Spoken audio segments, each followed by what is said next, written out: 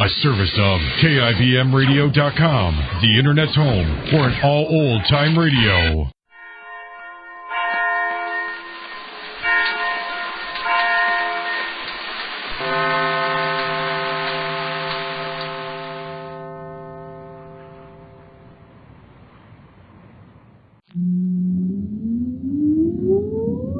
Countdown for blast off. X minus 5, 4, 3, 2, X minus 1, fire.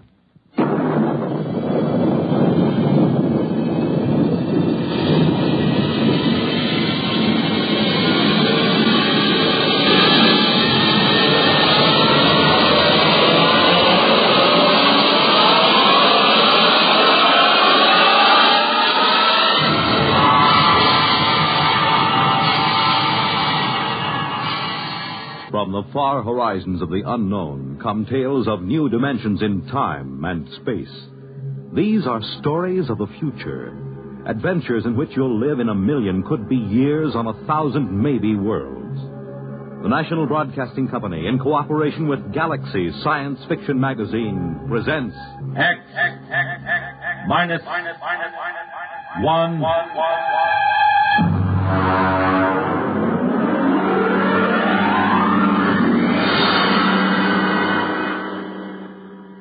Tonight, Field Study by Peter Phillips.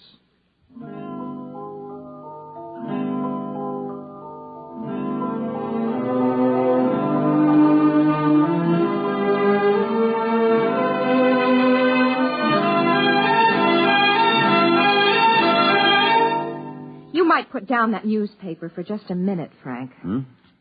Oh, of course, dear.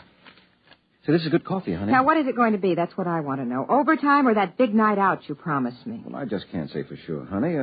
I'll phone you during the day. Look, you've been working on that Mitchell embezzlement for 3 months, day and night. Now that it's over, I think you'd want to celebrate. Well, I do, dear, I do. But I don't know just what this new assignment will involve. Oh, this is it. This is absolutely the end. You can change your job or change your wife, Frank. Oh, no, I thought I married a man, not an accounting machine.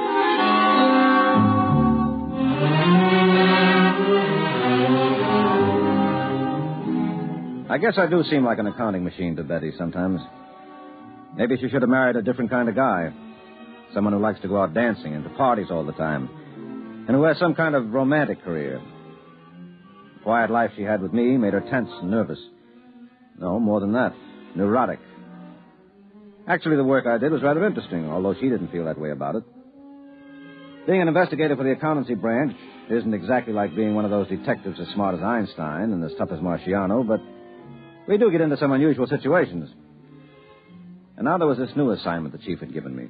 All I want you to do is see him, Frankie. You can be normally curious, but that's all. If you question him, make it simple. And if he gets cagey, cut it out. You're not going as an agent. You're just an errand boy. Take what he hands out and bring it back. Get on it right away.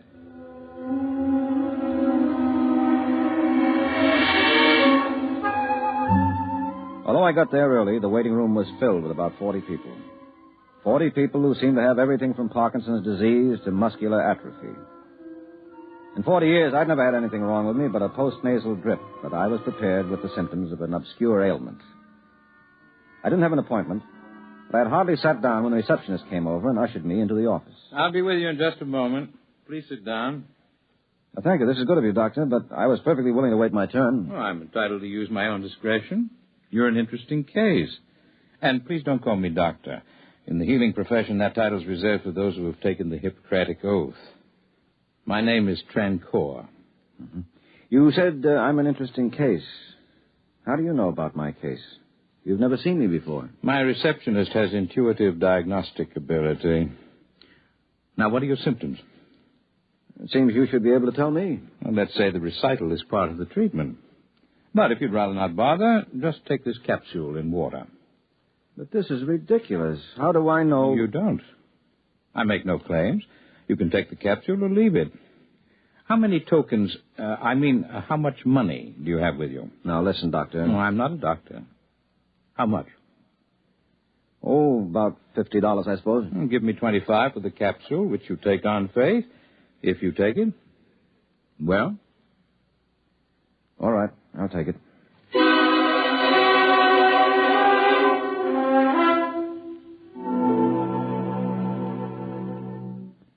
I'm afraid that's all there is to report, Chief.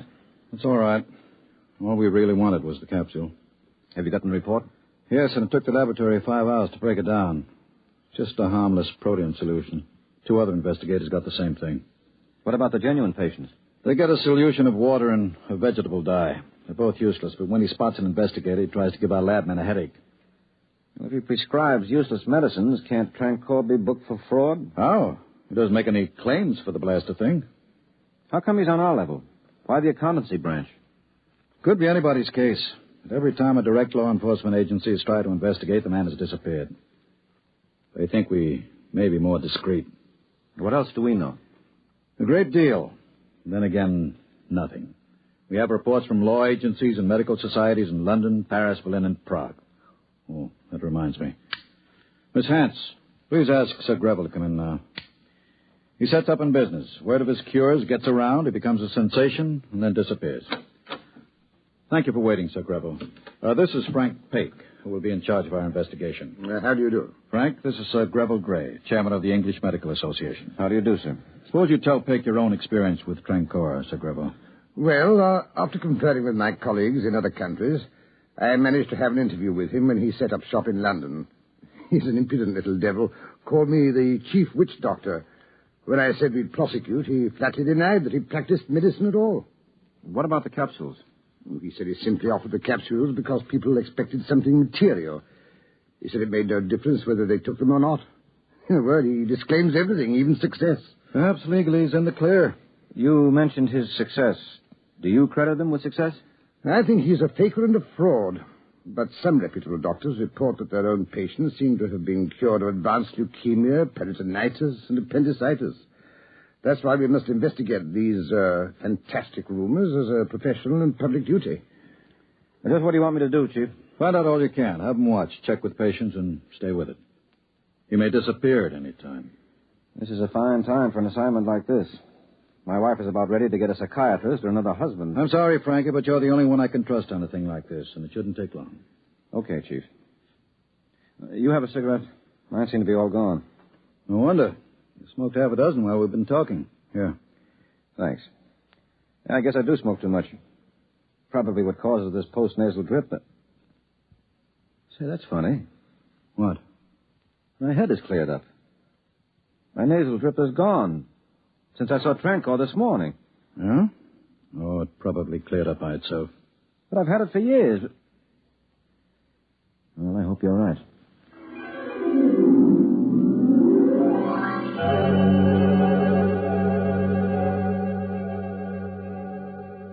Oh, look, sweetheart, I know I practically promised, but I can't make it tonight. I've been hearing that over and over. But, darling, this is a special case. It's detective work. The police are helping me. Oh, so you think you're a real G-man now, huh? A big, tough hero running around with a bottle of rye and a blonde. Oh, sweetie. Listen, hero, I hope they shoot first. I'm through. Oh, it's nothing like that, honey. Now, you're just upset and unreasonable. Well, look, I'll try to be home early. I'll call you. Don't bother. I won't be here. I heard from an old school friend today, and since you're going to be busy, I may as well go out. Oh, but baby, I'll listen. see you around town. And if you do get home early, don't wait up.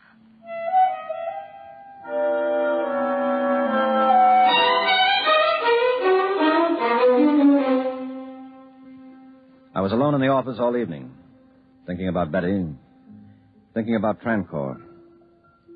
I remembered Betty's crack about a bottle of rye, so I called the liquor store and had them send up a pint.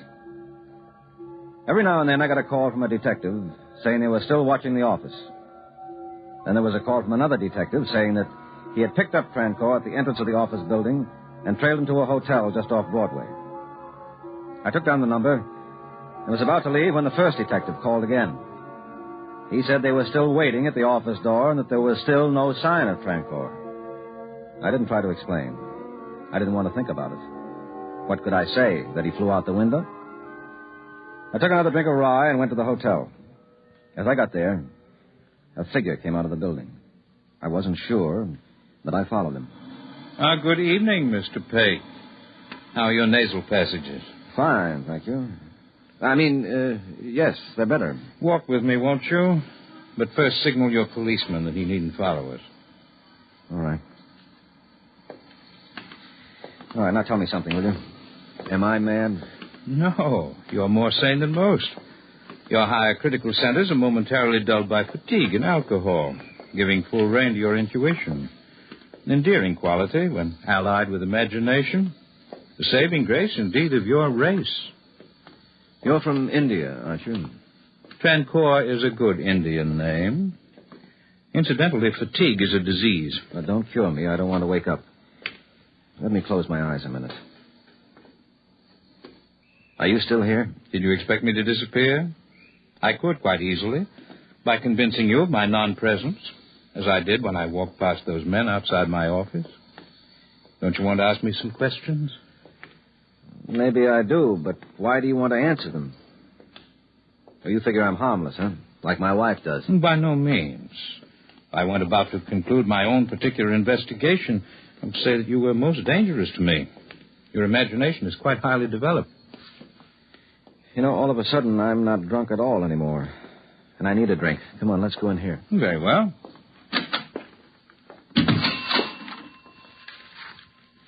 A double rye, please. The same. Oh, just leave the bottle.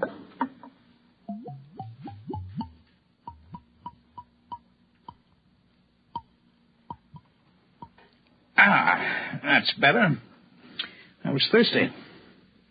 You drank half the bottle. I make sure to eliminate the poisons in the alcohol, thus the toxic effects. As a rule, I don't drink, but when in Rome... Wait a minute. I remember reading a story once. You're from the future. Your imagination deserves something better than comic strips to work on.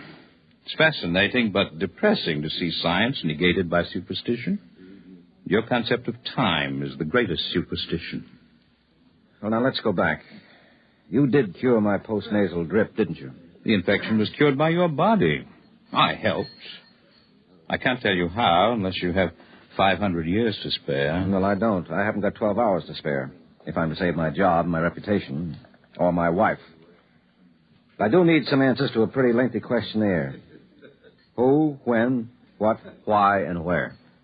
You're convinced I'm a telepath? Well, aren't you? Not in your sense of the term.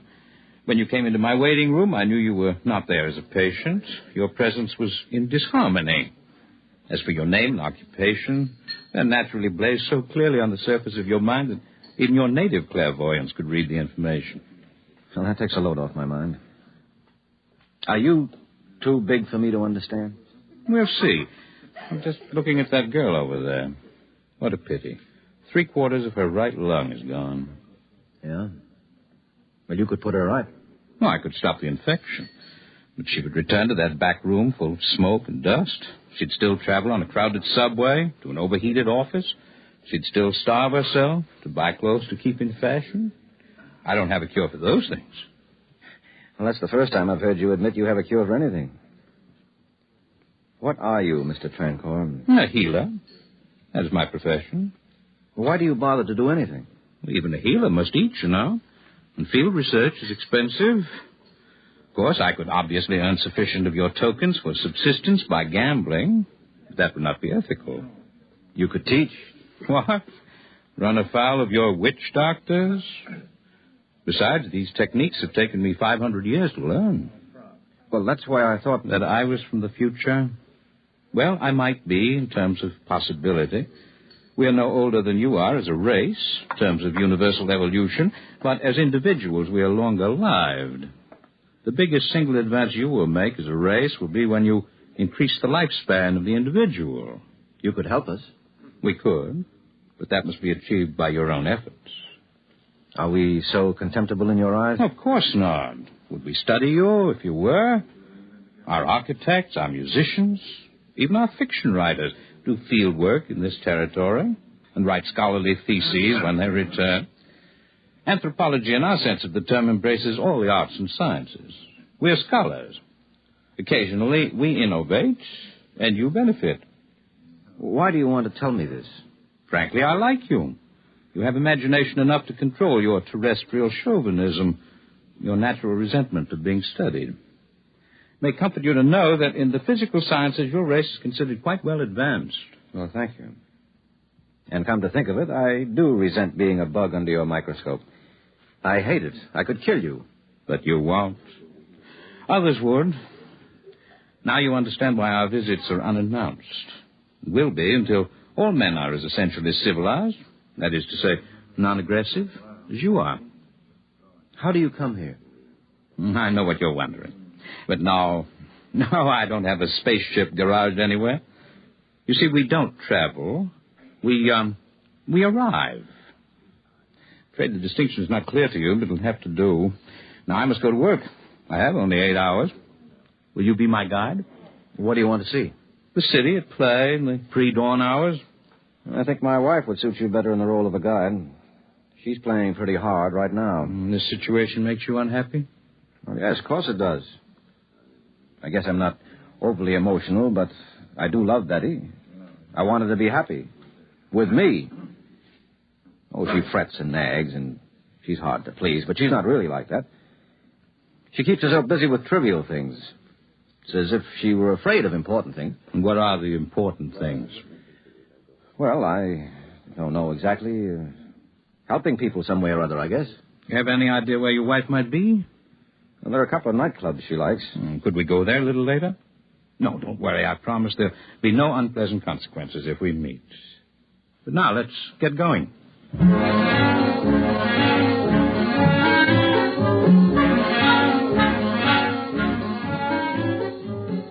We made the early morning rounds of Manhattan. The bars, nightclubs, penny arcades. We played a pinball machine, and I watched the steel ball hit the prize number 25 times. We quit bowling after his second straight 300 game, and I didn't even bother to pick up a cue in the billiard parlor.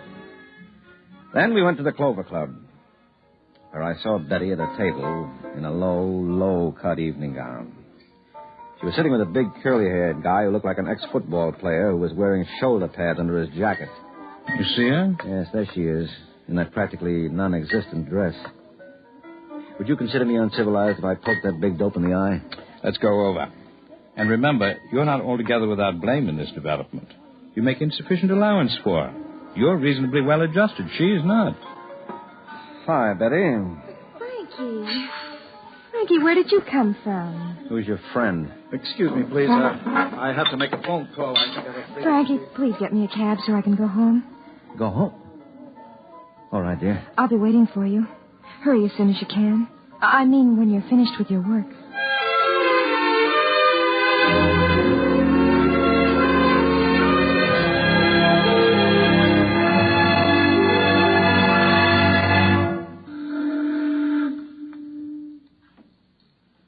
It's beautiful here, watching the lights on the river. How do you feel? My head is clear, but I'm a little drunk from the neck down. It's like a dream. I wish sometimes I could escape reality so easily, by imparting to it the patina of a dream. You can all do that. I almost envy you. Look, the dawn is coming up. The stars are fading. Yes. It's time for me to say goodbye, Mr. Peck. But can you at least tell me which star? You haven't seen it or named it yet. Promise to take care of Mr. Trancour for me, won't you? Make sure that he gets safely home. Find his address in this pocket. Goodbye, Mr. Trancour. Yes. Goodbye.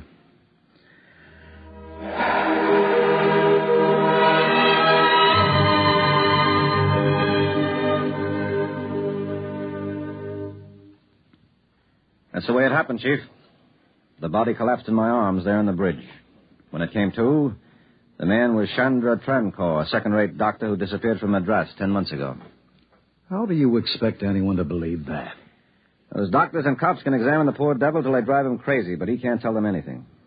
He has less idea where he's been these past 10 months than they have. How do you explain it? I don't. And I'd like you to hurry through my resignation, Chief. That's what you want. I want to be free to take legal action for Trancour if those witch doctors have him arrested on some phony charge. I'll take personal responsibility for seeing him home to India. You don't have to resign. I'll fix special leave if you insist on being crazy. Well, that's not all, though, Chief. You see, I'm taking an intensive 2-year course for a new career. Yes, you told me. I thought you were drunk. What's Betty going to think of a fool idea like that? If her nerves are on edge now, this is enough to drive anyone daffy. No. She's all for it. She really is. After all, a neurosis is a disease, and she met Trancour. Well, all right. Let me know how you're getting along.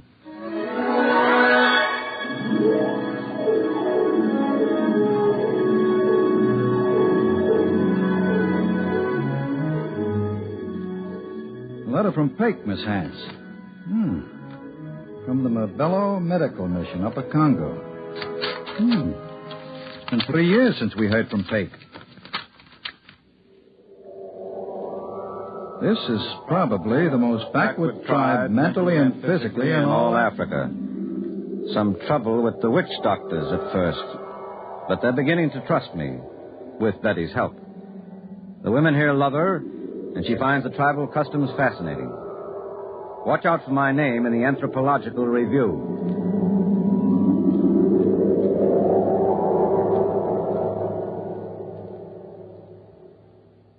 You have just heard X-1, presented by the National Broadcasting Company in cooperation with Galaxy Science Fiction Magazine, which this month features Operation Stinky by Clifford D. Simak. What is man's best friend?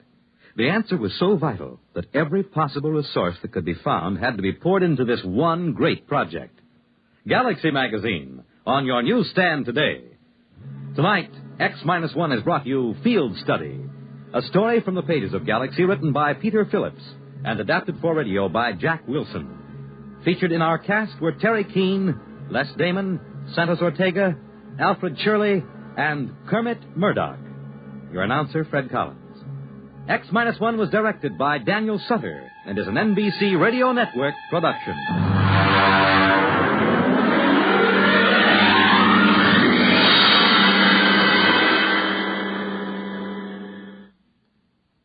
Can you identify the NBC bandstand jingle jangler? He or she is a famous personality, and you may win $1,000 if you can identify him. To enter the NBC bandstand jingle jangler contest, send a postcard with your name and address and phone number to NBC Bandstand, Box 515, New York, 19, New York. Enter today. NBC takes you across the nation, around the world, with news on the hour and the hotline service all day, every day on most of these stations.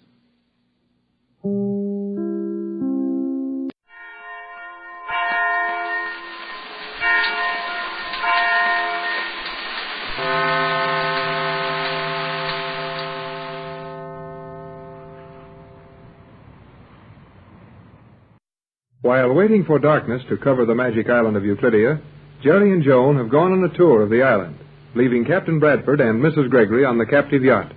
Mrs. Gregory's daughter, Joan, who has spent nearly all of her 15 years on the island, has undertaken to show Jerry the submarine locks on the 5th level below the surface of the artificial island. They descend to the proper level in the magnetic elevator, but the door fails to open. Jerry and Joan are now badly frightened as they hear the rushing of water outside the elevator shaft. They've been there for some time, and the air in the elevator car is getting very bad.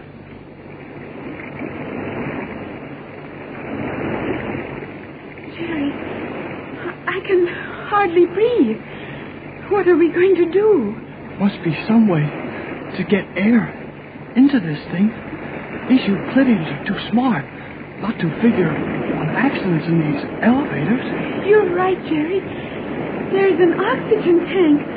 Small valve in the ceiling. I forgot. Just like a girl. Where is it? Feel around on the ceiling. Up there in the dark. Yeah. Nope. Can't reach it. Not tall enough. Then we're going to suffocate. Jerry, I can hardly breathe. Wait a minute. I'll stand in the corner. Oh, the corner here. It's round. Maybe I can brace myself, yeah. Now, I'll make a cradle of my hands. Feel around me, can't you? Yes, Jerry. I will. There, I feel your face. Well, you can't stand on my face. Run your hands down my arms. Feel how I've got my hands fixed? Yes, Jerry. Then put your foot in my hands. Get your hands behind my head. Lift yourself up. Then take one hand loose. Feel around on the ceiling. If you grab a valve, turn it on. I will try. There now. Hold me, Jerry. Quit pulling my hair. I'll hold you. Hurry up. My chest hurts.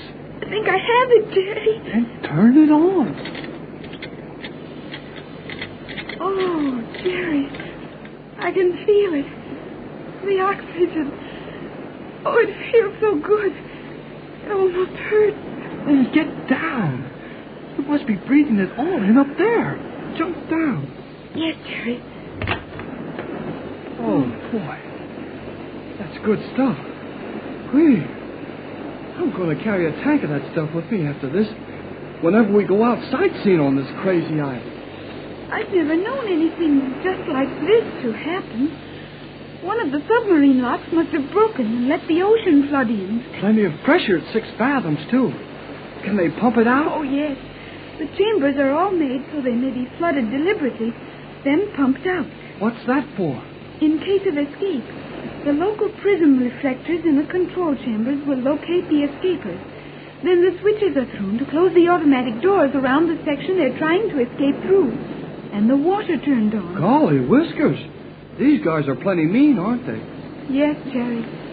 No one can imagine the awful things on Euclidia. Well, when we get rescued, Captain Bradford and your mother will know how to use all these slick inventions to do a lot of good back in our world. Listen.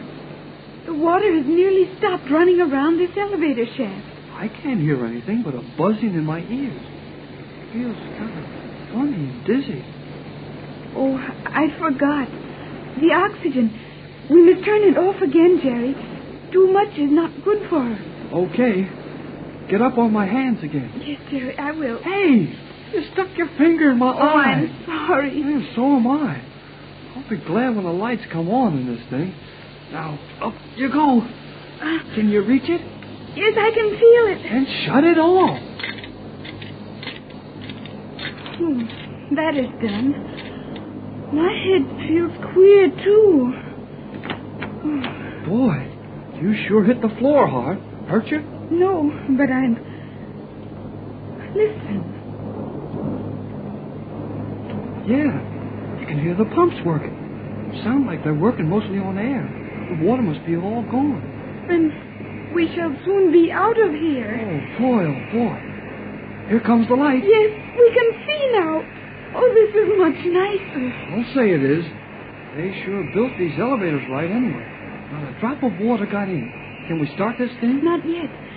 When you hear the permanent magnets, release the car, and the portative magnets take hold, then we may safely actuate the control button. Yeah, you're feeling better, all right. I can tell by the big words. When you were scared in the dark, you talked pretty near human. But now that everything's okay, you got to spout large language. Now, Jerry, do not make fun of me. I was so... Hey, Joan. Jiminy Crickets, Joan. Cut that out. I cannot help it. I have never cried before. It feels so good. Oh. Well, if that ain't just like a girl, it feels so good to cry. I'll bet you have a swell time at funerals. Oh, turn off the water. Golly whiskers, here. Take my handkerchief and wipe your eyes. And for the love of Pete, quit bawling. Thank you, Jerry. Water outside the elevator, water inside the elevator. You women are all alike. You're mighty smart and brave till things get rough. Then we men have to step in and help you. You're wonderful, Jerry. I know it.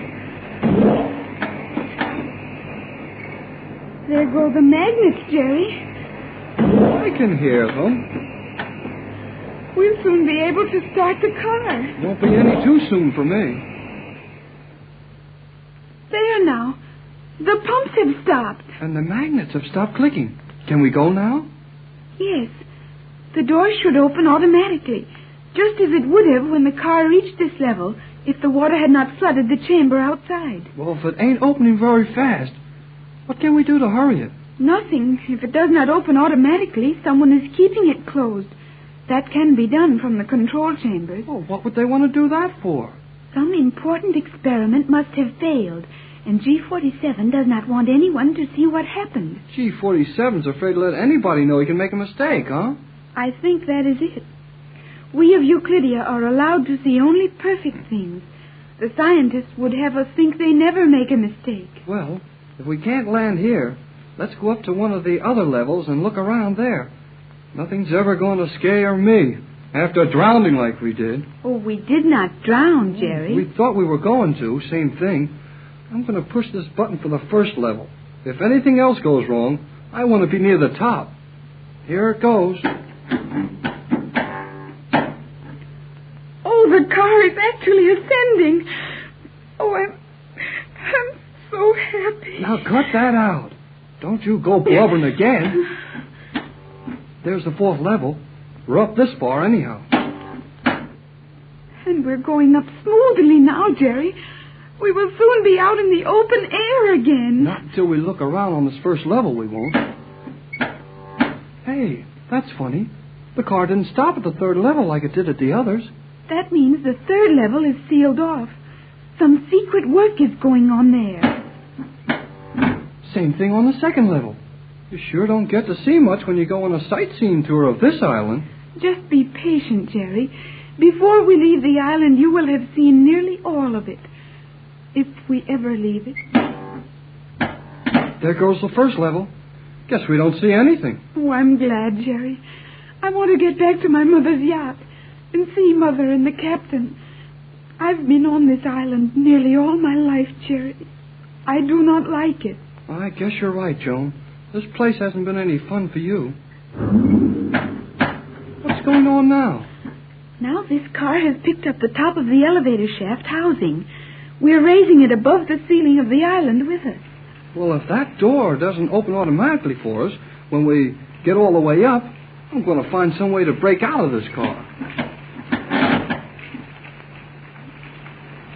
Now we're at the top. The door will open now. Well, it better. Hey, listen. What's that noise? Oh, that is rain, Jerry. It rains very hard here in Euclidia. It's a wonder old G-47 hasn't figured out a way to stop the rain. He's figured everything else. Now, Jerry, the door is opening. Yeah. Boy, and look at it rain. About as wet up here as it was down there. Well, come on, get ready to run for it. Run where? Oh, to the Gregory yacht, of course. Where do you think? Boy, that rain's wet. Do we have to shut the door? No, the door closes automatically. See, it is closing. Come on, Joan. Hang on to my hand. We're going to get plenty wet, so don't take time to show me anything. And don't stop running till we get to the yacht.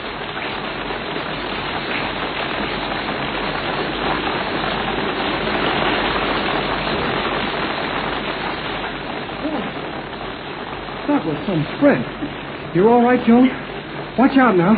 The deck of this yacht is going to be slippery. I'm so wet, Jerry. Watch your step now. Now you run into your mother's cabin and get into some dry clothes. Yes. I'll go to the captain's cabin.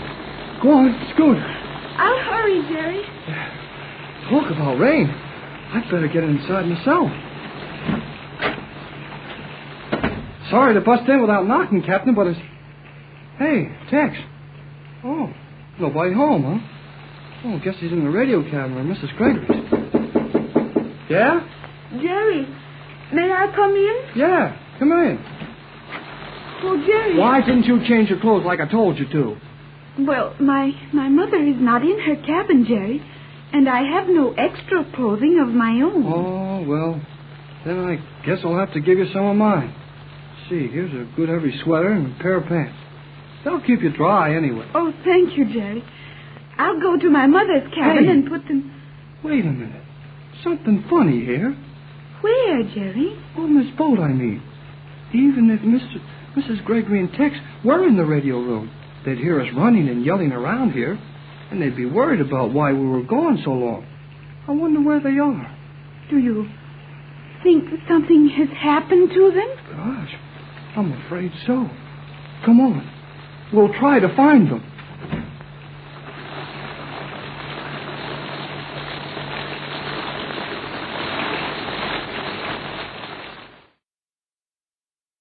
Darkness has fallen on the Magic Island.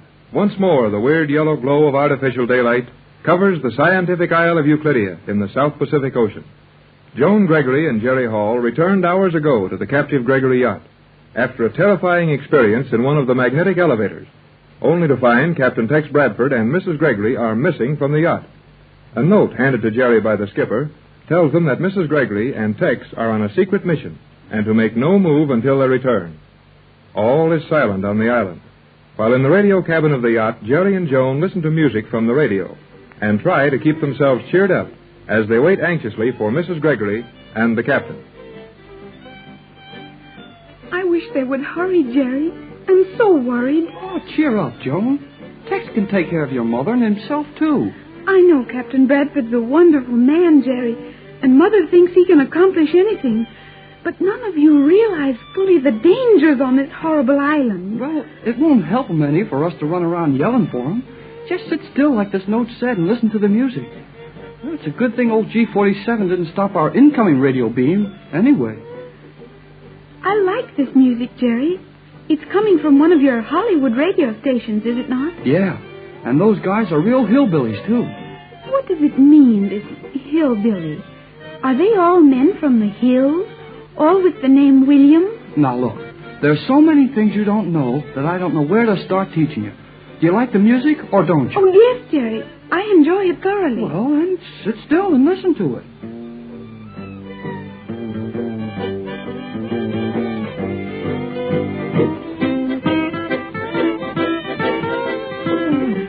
Stop it, Jerry. Stop that music. Okay. There you are now. I'll hold it there, and you go ahead and talk while I listen to it. No, stop it. Stop it, please, Jerry. Okay. Hold everything. Oh, I'm sorry to be so much trouble to you, Jerry, but I'm so nervous. And you also are nervous, Jerry. Oh, nothing of the kind. I'm just as steady as a rock. Then why are you chewing that lead pencil up? Never mind me. You just sit still and quit worrying. They'll be along in a minute. I'd better leave this radio open on Johnson's wavelength, I guess. Jerry, do you know all about my mother and Captain Bradford? I mean about all the mysterious things they do all over the world, and how they can have ships belonging to many countries helping them. So many things. Do you know about that, Jerry? No, and Mrs. Gregory made me promise I wouldn't ask her any more about it. But we'll find out someday. Hey, now where are you going? I was just going to look out over the island and see it. No, you're not. Get away from that door. Now, what did I tell you? Didn't it say in the note for us to act just as if your mother and the captain were here on the yacht with us? Oh, I'm sorry, Jerry, but I get so worried. Well, so do I. But you'll get over there. Get over there and sit down. Go on, I said. Sit down. Why, Jerry, you're wonderful when you speak like that. So commanding and masterful. Oh, all us men are like that. We don't expect much from you women. And, of course, I'm 16 and you're only 15. Makes a lot of difference. Oh, I'm sure it does, Jerry. I wish they'd hurry, though. That yellow light is all over the island. And if they haven't got any of those strict glasses, they might get lost. I think they would not be allowed to have the glasses. But they should be able to find their way back to the glare of the yacht lights. Hey, quiet. Listen. Why, what is it? Shh, quiet, I said. Listen. Someone's coming along the deck. Sit still. We don't want to act too anxious. Oh, Mother. Yeah, my dear. Boy, am I glad to see you folks. Sorry to leave you kids like that, but we had to get something done quick. And Tex thought that if you didn't know anything about it, you wouldn't be subject to any danger over the idea. Oh, Jerry and I had a terrible experience in one of the magnetic elevators. Yeah, and Joan acted just like a girl. Started right in to cry. Well, Jerry, you can't expect us women to be as brave as you men. No, I guess I shouldn't. Well, Tex, did you get some plan of escape figured out? I hope so. Pat and I took a long chance getting this thing. Is the cabin all tight? Jerry and I have inspected the opaque cloth covering since the rain. The cabin is quite safe, Captain. Good girl, Joan. Well, here's what we've got. What's that? Looks like a pocket fire extinguisher. That is one of the small oxygen tanks these scientists have in clips in nearly every room on the island. I have never been allowed to touch one of those, Captain. Did G47 give it to you? Not exactly. Gee, you swiped it. I'm afraid we did, Jerry. I don't approve of taking anyone else's property, but this means our chance to escape from the island, possibly our lives, so we took it. But When the loss is discovered, G47 will be very angry. That's why we've got to work fast. I knew they couldn't see me carrying this thing. I had it inside this coat of opaque cloth, but they'll soon discover it's gone. I'll help you, Tex. What do you want to do? Tell you in a minute, kid. First, I want to get Joan and Pat started on my celluloid diving suit. You three wait here while I go to my cabin and get it. I'll spring the lock on this door. Don't open for anyone but me. You look so excited, Mother. Has the captain a good plan? Yes, dear. Tex has a very fine plan. Not for our immediate escape, but for getting a message to Johnson so that he may arrange our rescue. I know what it is. He's going to use that celluloid diving suit with this little oxygen tank inside of it to get through the ring of gas in the fog. Yes, Jerry. The captain is going to try to swim out through that fog ring tonight. And he's going to put one of those homing pigeons inside the suit with him. Then he'll release it when he's safely outside the ring. That is wonderful, Mother. And it may work if there's nothing metallic on the captain's clothing. Yeah. Say, that oxygen tank might set off the alarm. That's taken care of. While you and Joan were gone, I helped the captain cement a lining of the opaque cloth into his celluloid diving suit and his swimming suit. The magnetism won't affect anything inside that cloth. I think, Mother, that you and Captain Bradford are almost as clever as G47 and his scientists. What do you mean, almost? Tex has got those Euclideans beat. Okay, Jerry. I'll let him in. Now, we'll have to work fast. I put my swimming suit under this robe, so it won't take long to get ready. Good. Jerry, go up in front and get the other pigeon. Hide him under your coat as you did before and take your time. Okay, Tex. I'll be careful not to be seen.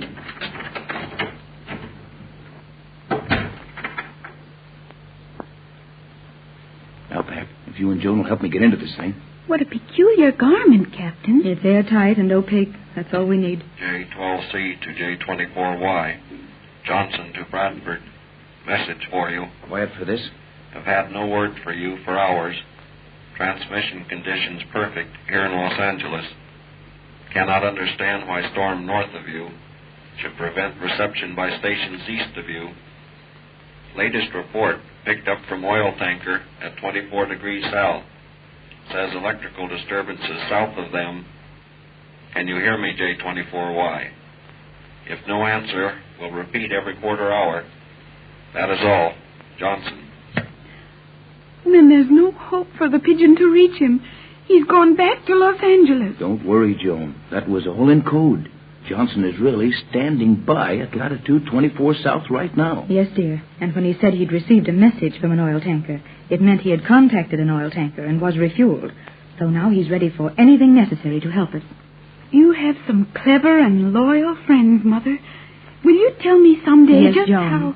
Someday I'll tell you all about Tex and myself and how we're able to do so many things. But now... It's me. I'll let him in. I got him all right, and nobody saw me. Good boy. Now I'll tie this message to his leg.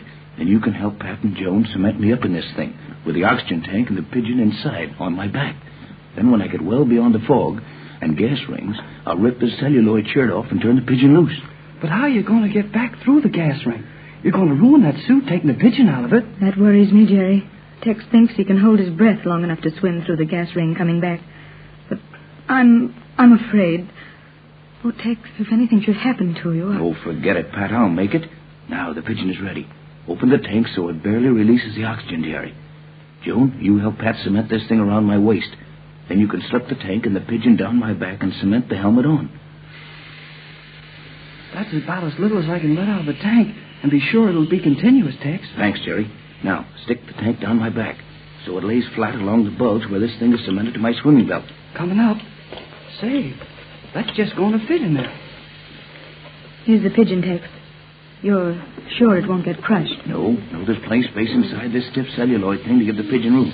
Now, let him down in there easy now. Little bird isn't a bit frightened, is it, Mother? We've always been kind to it. It trusts us to continue being kind. Here's your helmet, Tex. Just a second. Now, last-minute instructions. I can't talk when that is on. Now, when you cement it all around my shoulders, you, Jerry, walk out on deck with me. Walk between me and the island. I'll have this robe of the island cloth over my head and shoulders. We'll both go to the engineer's quarters. You'll have to stay there till I get back. But, Tex, how will we know if you get... If I get into the water and start swimming out without being seen, it's all over but the shouting. So I'll have Jerry get the engineer to make 8 bells for you as soon as I disappear in the water. Okay, put it on. Let's hold this edge here, Jerry. And you hold that down, Joan. Now hold it tight. Yes, Mother. Very tight and smooth while I put the cement around it. There. Now, hurry now. The cement will dry as you walk the deck, and I'm afraid something will happen any minute. Goodbye, dear, and good luck. Bye, dear. All clear, Mrs. Gregory. Throw that robe over his head. All right, wait a minute. There. I'll take his arm. Now, we're all set. See you later.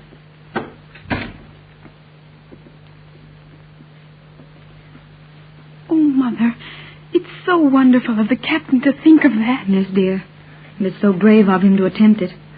Oh, I hope we've fixed everything all right. It seemed all right, and the oxygen tank will last a long time at the rate it was discharging. I wonder how long it will take him. He said the engineer would make 8 bells for us when he's safely in the water. It's only a few seconds until 8 o'clock now, Mother, so no one will notice anything out of the ordinary in the bells. Yes, Tex figured on that, or he wouldn't have used it for a signal. Isn't it about time now, Mother? It shouldn't be long. The engineer was expecting him. Had the hatch open. He could get into the water noiselessly from there. And if the pigeon gets away successfully, will it be sure of reaching Johnson's boat? Easily, Joan. According to the position Johnson gave, he's only 5 degrees north of us, or about 345 miles. Mother, the signal. Yes, dear. Tex is gone. He's out in the water, swimming through that gas. Oh, Tex.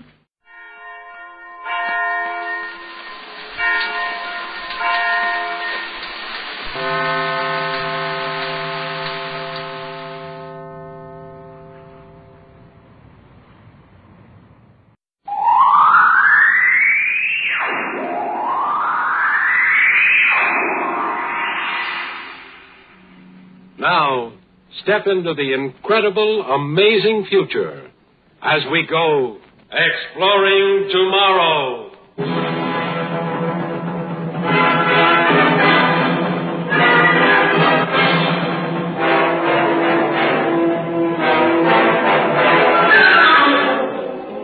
And now, here is your guide to these adventures of the mind, John Campbell, Jr. Last night, as I was going up the stair, I met a little man who wasn't there. He wasn't there again today. My gosh, I wish he'd go away. I think it was Gillette Burgess who penned those immortal lines. How do you get rid of a little man who isn't there in the first place? Well, Peter Manson was a physicist, a scientist. And his trouble started with a little man who wasn't there. Submatrix X integrated to pi over 2 plus confound. May I come in, Mr. Manson? Why? Thank you. Are you alone? Yes. Well, then she hasn't arrived yet. I wasn't expecting anybody. Oh, I am, but if she isn't here yet, I'll have some time to explain. Who is it? One thing at a time, sir. Now, first, have you ever considered the problem of time travel? Time travel? Why, that's impossible. Oh, now don't say impossible because you invented it. I've done nothing of the sort. History says you did. What history? History says that you invented time travel machinery and applied for a United States patent on June 16, 1964. What history? That's 6 years from now. Ah, but not from my point of view. You see, I've used one of your own time machines to come back from your future, 50 years through my past to this date, your present. Do you understand? You claim you have traveled 50 years through time? I am here. That's proof. I don't believe a word of it. Well, look 'em over. This is your own personal notebook, 50 years later than it is now. Actually, that's the same one that's on your desk right now. Now, this is a copy of your patent. Now, these documents say I'm right. I say so. You see, in my day, you are the wealthy and famous Peter Manson. Well, do you want my autograph? You may be right, but I'm not wealthy yet. Oh, I'm not after anything. I'm here to help you. I don't need any help. Do you know the first thing about your future? Of course not. Well, I do. I know just about everything that you're going to do in the next 50 years. Prove it. What am I going to do next? You are about to be introduced to the woman who will become your wife. I already know her. We're engaged. Oh, you mean Laura Phillips. Well, no doubt she's a nice enough girl, but she's not for you. You'll break that engagement shortly. I'll do no such thing. History says you did. Not will do. Did. But you... Yes. Yes, Laura. No, Laura, not... But Laura... Go on, tell her now and get it over with. You shut up. No, Laura, I didn't mean you. No. No, Laura, she's not here. She hung up. Oh, I wouldn't listen to you, huh? And that's your fiancée. She wouldn't do that if I... Is this... Oh, Miss Carter, now we've been expecting you. Please come in. All right, but just for a minute. No, Harry, you wait by the door, but stay close. Now, Miss Amelia Carter, may I present... Get that dame out of here. Dame? Please, now, this is hardly a way to start a lifetime. Lifetime? Yes, history says so. 50 years and still going when I left. Now, stop this hostility. You might as well save time, too, now. Now, start off with the first names. Amelia, this is Peter. Peter, be nice to Amelia. You really should be gracious, generous, anxious to create a good first impression. Don't tell me how to behave. Don't you blow a fuse, Grandpa. Grandpa! I am Peter Emil Manson III, your grandson. And note that the middle name is the masculine form of Amelia, your wife, my grandmother. Grandmother? Yes, indeed. Your son is my father. But I'm not married yet. Oh, but you will be. Now, Grandpa, you sit here. Cut this grandpa stuff right now. Well, I'm sorry, but I've been taught that it's impolite to call my grandparents by their given names. Of course, you don't look much like the old duffer that I know as Grandpa. Oh, now, Duffer, calm down and you start making like romance. You know, you're not even engaged to Grandma yet. Don't call me Grandma. Pardon me, it is impertinent, but you are quite a dish. Now that I've seen you in your youth, I can understand why Grandpa threw over this Laura Phillips girl. I can hardly believe that you'll become that sweet little old lady. Mr. Manson, what's he talking about? He's a time traveler from the future who says he can prove that we met, got married, and... Now, don't go any further. I'm afraid he's right. He says it's history, and we can't change history, can we? But I hardly know you. Well, if you'd known each other, I wouldn't have to introduce you, would I? Maybe somebody'd better explain this to me. Ah, fine. Now we're off to a start. Highball, Grandmother? Yeah, I think I need one. Now a little more romantic setting. Soft lights now. And now I'll leave you two to canoodle a bit. I've other things. But Harry... I'll take care of Harry. Yikes, that'll be Laura. Run high. Do something. Relax, Grandpa, and I'll take care of everything.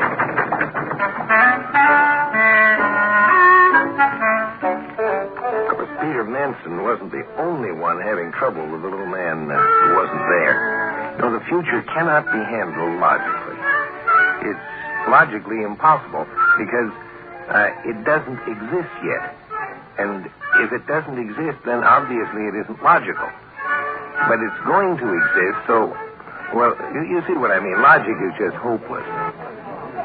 I should ought to clobber you. Oh, now be reasonable, Harry. It wouldn't prove anything. But Amelia's my girl. Get over it, Harry. They're probably arranging their engagement right now. You meddler. I am not a meddler, Laura. I'm just an instrument of fate. Fate? Poor Peter thrown to that blonde liar. Oh, you stop calling my girl names, you hear? You're acting like a pair of spoiled children. Now stop it. I regret that you've lost your loves, but really no one ever actually died of unrequited love. Mine wasn't unrequited. Well, it might as well be once they're happily married. Happily married? Well, you wouldn't want them unhappy, would you? No, I'd like a little happiness myself. Well, so would we all. But stop and think. Now, if the number of human lives depended upon your giving up a love affair, would you go on selfishly and marry the man anyway? Well, that's hardly fair. Well, then I'll put it up to Harry. Harry, if your own life depended upon preventing a wrong marriage, would you stand by and let them go ahead? Make your own point. You're the meddler. All right. My life depends upon it. My father's life depends upon it. Unless Peter Manson and Amelia Carter marry, neither my father nor I can be born. Now, knowing this, I used my grandfather's time machine, came back to give a formal introduction. Now, you can't blame me for wanting to live, so I came back and I fixed it up. Yes, you're a great little fixer-upper. Maybe we should ought to fix you up and then go on as we please about it. You don't know much about time and history, do you? No, but I could make up a... You could not change a thing. Why not? If your father and mother had never met, could you have been born? Oh, don't be utterly ridiculous. Now, don't ever be scornful of stating a simple fact. I exist, therefore I am. Now, say it as you please. To you, Peter and Amelia will marry. To me, Peter and Amelia married 50 years ago. Now, the sensible thing to do is to accept the fact, wipe it off the slate, pick up the pieces, and go on from there. Such as? Well, now, you're both very attractive people. You have a common bond of memory. Hey, my type. Well, I've looked at better myself. Oh, Gad, this is a primitive era. Tell folks what's best for them, and they want to... What is the term, Harry? Clobber you. Yes, that's right. Clobber me. That's the best idea I've heard all night. No, not here. Outside, where I can stop being a lady. Then I'll help you. Well, you can beat me up, but you can't change something that's already happened. Now, can you? Look, I've taken all I can. I'm going home. Can I? That is a fine practical arrangement. Find sympathy in one another. It's the better thing to do. And maybe you'll find happiness with one another, too.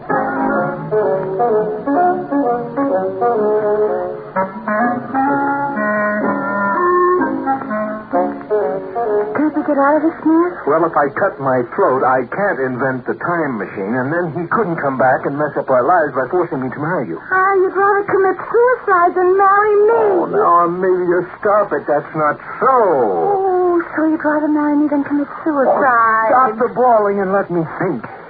Peter, you think he'd go away if we made it look like everything was running smooth? What do you mean?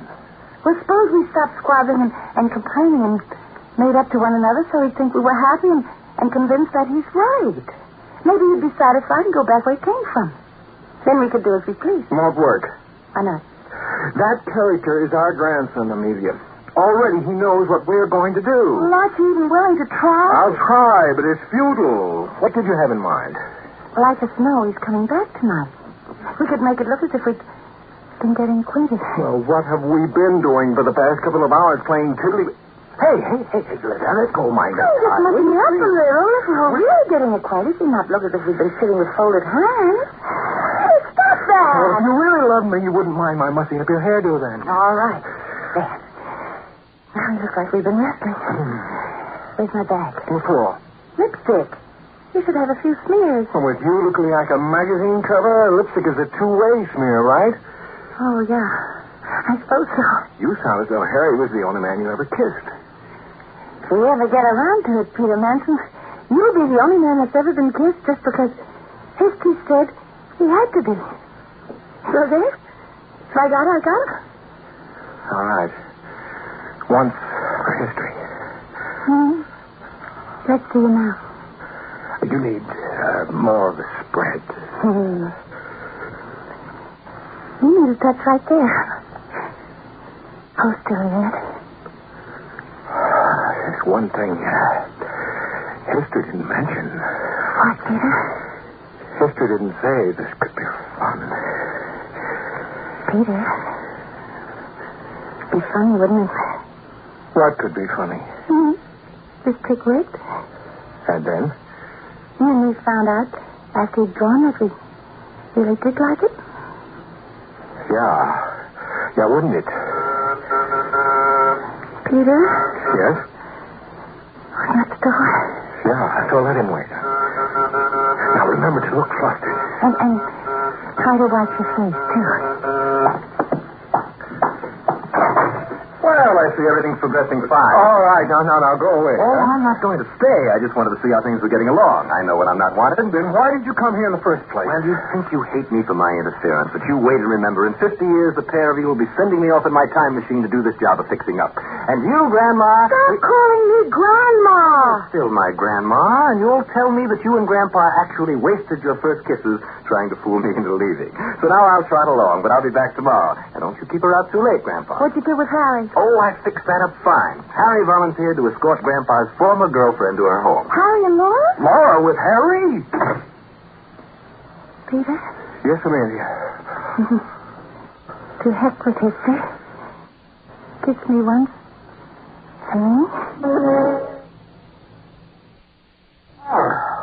Oh, for goodness sake, it's 3 o'clock. I know what time it is. But what I want to know is what you're doing. I'm trying to think. Yes, you look as if you've got it all settled. Oh, what can I do? You might wash that blonde hussy's magenta lipstick off your silly face. Now, Laura, I can explain. I'm listening. Convince me that you got all smeared up without enjoying it. Come on, convince me. You went home with Harry to Beef Trust, didn't you? Oh, I didn't see anyone around making me another offer. But I will. I know. Working like a little beaver making history come out right. Well, what am I supposed to do? Bang my head against brick walls, tilt at windmills? Confound it, am I the only one around here with sense enough to know when I'm licked? Well, you might not be so completely licked if Amelia Carter were as ugly as mud fence. Well, it does make my defeat less difficult to bear.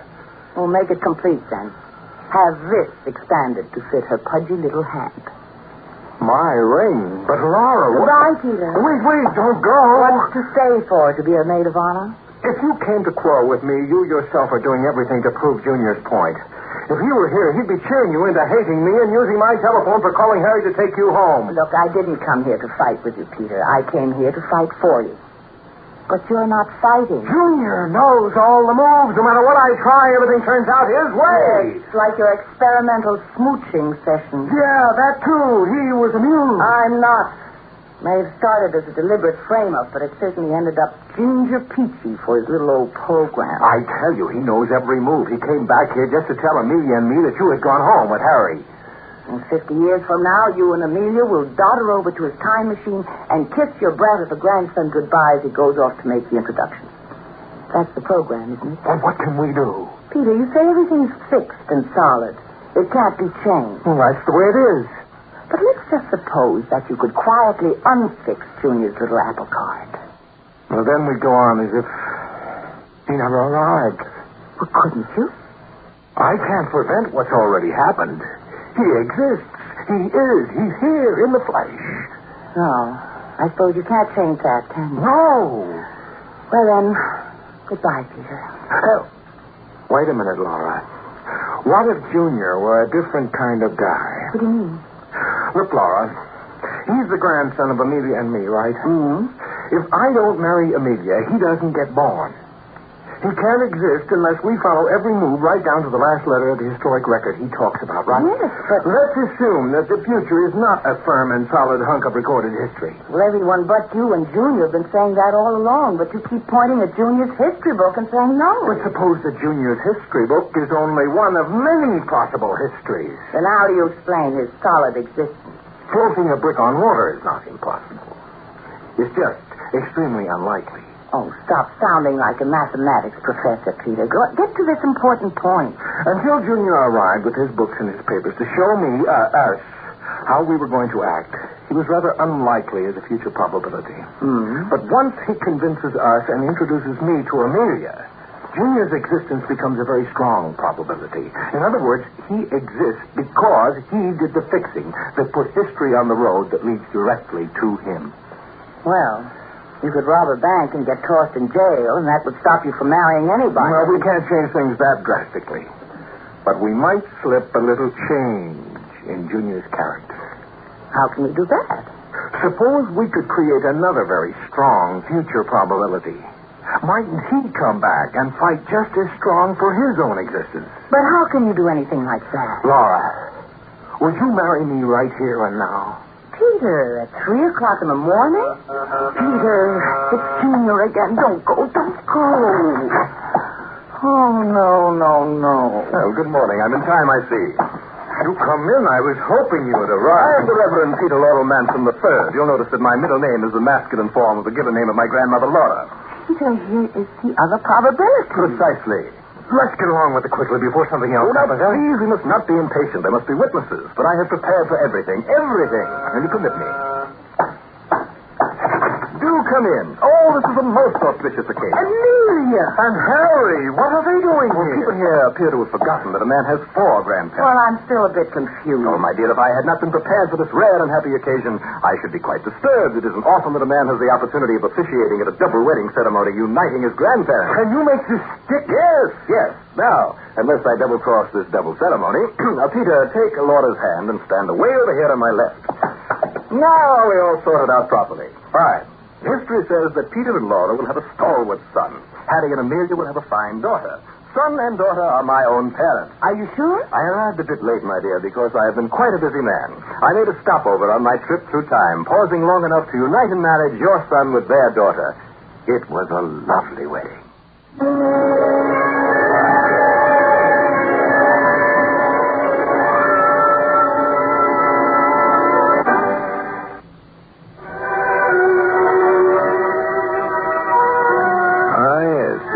Goes by. Woman needs man, and man must have his mate. If that doesn't mean you got to be stuck with any particular mate. There's freedom of choice there. See, the only way you can get rid of the little man who isn't there is to have a different little man not there. That takes care of it.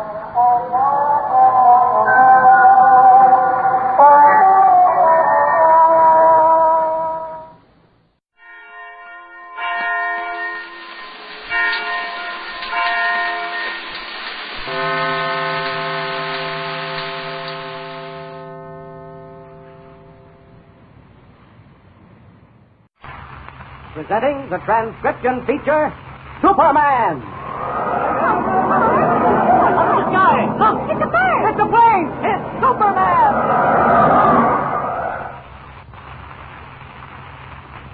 And now, Superman, champion of the weak and the oppressed, who came to Earth from the planet Krypton with physical powers far beyond those of mortal men, and who fights a never-ending battle against crime and injustice, disguised as Clark Kent, mild-mannered reporter for a large metropolitan newspaper.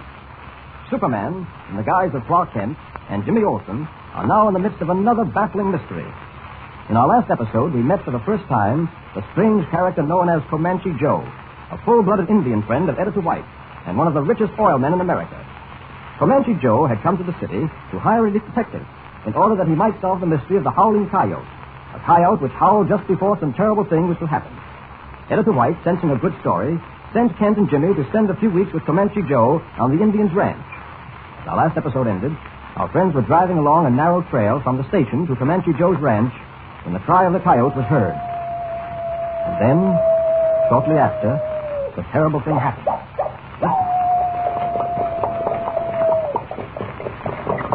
Golly, that coyote sounded eerie. Wait a minute. Look.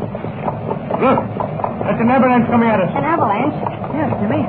The whole side of the mountain is sliding down toward us. Gosh, the howling of that coyote really meant something. Comanche, if the avalanche doesn't bury us, it'll throw us off into the canyon. Maybe we get past before the avalanche hits us. Get up there. Hurry up. Keep going. Up. We'll never make it, Comanche. Rocks are starting to fall all around us. Look at those big boulders flying through the air. We've got to get past. We've got to get past. Faster. Faster. Keep moving out. Hurry up. Comanche, look out. Pull it there.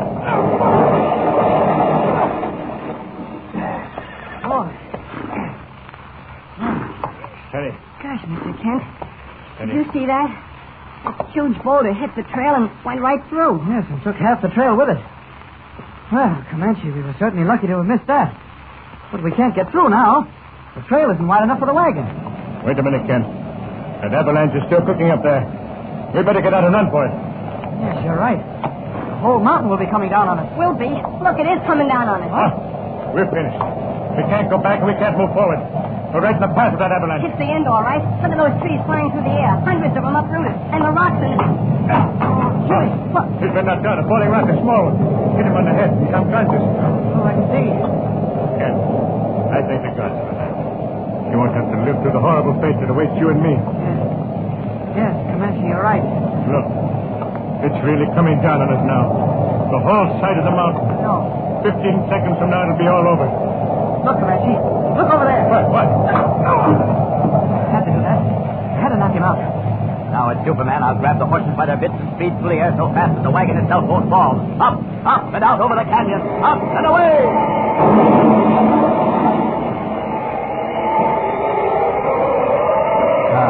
Just in time. Now to land them all safely on the canyon floor. There we are. Now to set the scene for my explanation. Now, let's see. I'll put Jimmy about 30 feet from the wagon. There. And put Comanche about 30 feet or so from Jimmy. So. Oh, Comanche's coming too. Better hurry. Tip the wagon over. I can smash a good deal of it with my fist. There we are. Now to pretend unconsciousness as Clark Kent. Here, I'll lie down right here.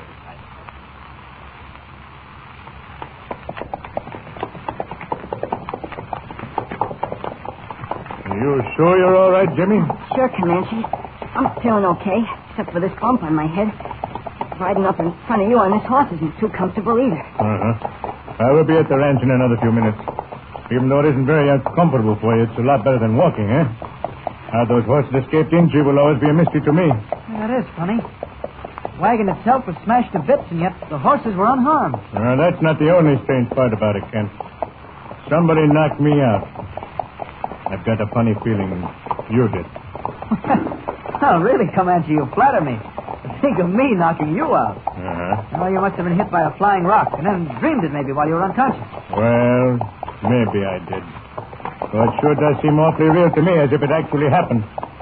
My jaw feels terribly sore, too. Well, that's probably where the rock struck you. Yes, maybe.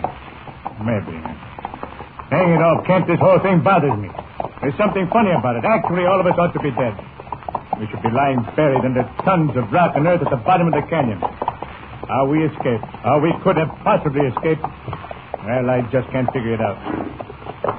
Hey, what's that up ahead of us? Huh? Oh, that's the raft. We've arrived at last. Oh. The boys have got out of us. Oh, it'll be quite a welcome party, I can tell you that. Yep, here they come now, see? Jeepers, look at them, all riding out to meet us. Gosh, Mr. Kent, that's a sight, isn't it? Certainly is, Jimmy. Look at the dust those horses are kicking up. Well, I better answer those yells of welcome, huh?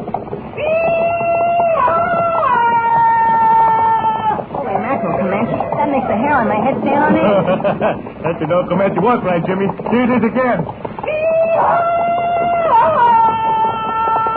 Jeepers, Comanche, will you teach me how to yell like that? I certainly will, Jimmy. Hello there, Comanche. It's good to have you back with us. Thanks, Lawson. I want you to meet some friends of mine, Clark Kent and Jimmy Olsen. Well. This is my ranch foreman, Lawson. How do you do, Lawson? Well, we'll escort you all into the rain. Let's go, men. Say, Comanche, who's that man over there on the gray horse? The tall, skinny fellow with the hawk nose? Oh, he looks about 8 feet tall to me. That's Tumbleweed Jones. Why, he's carrying a bow and a quiver of arrows instead of a gun. Yeah, that's right. Tumbleweed never uses a gun. He does his hunting the way the Indians used to. He's the best shot with a bow and arrow in the country. He also makes the best fudge you ever ate. He makes fudge? Yes. Gee, that's sissy stuff. Now, Jimmy. Don't let Tumbleweed hear you say that. Hey, Tumbleweed, right over this way, huh? I want you to meet Clark Kent and Jimmy Olsen, Tumbleweed. Gee, hello. Hiya. Well, Comanche tells us you're the best shot with a bow and arrow in these parts. No, sir. I'm the best shot in the entire world. Ain't nobody can beat me with a bow and arrow. Not even that there feller, Robert Hood. Have some fudge? Make it myself. Oh, sure. Thanks. Yes, thanks a lot. Comanche, how come you fellas riding in on the horses? What happened to that there buckboard? Well, Tumbleweed, there's a story that'll top any tall yarn you've ever told. And you've sure told some tall ones. You tell it, Comanche, I'll top it. Well, we were riding along Misery Trail, about 5,000 feet above the canyon floor, when suddenly we heard the coyote howl. The coyote again, eh? Yes. I guess you fellas has heard about that. That's the dangest thing ever did happen. Every time that coyote howls, something happens not long afterwards. It's an old Comanche legend, you know. Yes, they know Tumbleweed. Well, as I was saying, we heard the coyote howl, and then shortly afterwards, an avalanche started. Whoa! Well, Orson, here I am. Hello, Dusty. Let's get going. We can talk along the way. Right. Orson, I'm getting tired of riding way out here in the mountains for these meetings. Why can't we get together back at the range? And take a chance letting the cat out of the bag? Don't be a fool, Dusty. Unless you and me see each other back at the range, the better. Okay, Orson, bet it is. What's on your mind this time? Whatever it is, I hope it's a better idea than that there avalanche scheme of yours. Yeah, it's a funny thing how they escaped that avalanche. Can't understand it. Rode out there yesterday, just looked the place over. Dynamite did the trick, all right. Good half mile of that trail's been torn away. Yet they escaped. Well, funnier things have happened. What you got cooking this time? We only got a new angle, Dusty. Now, what we want to do is to get Comanche Joe into such a spot that he'll be glad to sell the ranch and the oil fields, lock, stock, and barrel for practically nothing. Sure. Now, we got to convince him that old Indian legend about the coyote howling is really true. We got to work on that primitive superstition every Indian's got deep down inside him. So far, this coyote gag hasn't convinced him of anything. And okay. So what we got to do is work on Comanche Joe through his family. You mean the old chief on the Comanche reservation? Yeah, you got it. Old Chief Running Fox is Comanche Joe's father. Yeah. Regardless of how modern Comanche Joe thinks he is, he'll listen to whatever the old chief says. What we've got to do is to get Chief Running Fox to persuade Comanche Joe that the legend of the howling coyote is true. Now, once we get him believing that, the rest will be easy. Now, how are you going to do it? How are you going to get next to Chief Running-Fox? Yeah, that's easy. Tonight at the reservation, they're holding a ceremony of welcome for this guy, Clark Kent, and the kid, Jimmy Olsen. I've heard they're going to make them both members of the tribe. Yeah, that's right. So what? Well, now, you know the part of the ceremony where the fella they're initiating has to do a dance on top of that big war drum there. Yeah, I've seen it lots of times. Has to get up on top of that big drum and dance around. Yeah, that's right. Well, okay, then. When the kid gets up on that drum, those Indians are going to hear the coyote howl. Yeah, and then what? You, Dusty, are going to be laying out in the woods. You'll have a rifle with you. You'll have your sights trained on that kid. It'll be a clear shot because he'll be all alone on top of the drum. I think I get it. When I hear the coyote howl, I press the trigger. You got it, Dusty. You got it. All you got to do is wing it. But don't miss, Dusty. Don't miss. Now, come on. Let's get back to the ranch. Get up. Come on.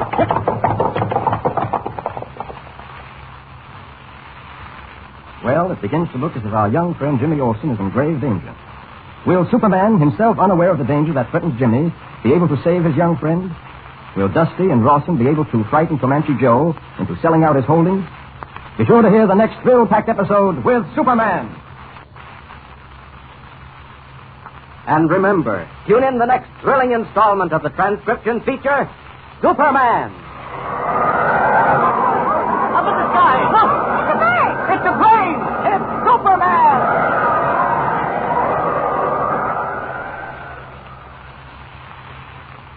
Superman is a copyrighted feature appearing in Action Comics magazine. Presenting the transcription feature, Superman! Look, it's a plane! It's a plane! It's Superman!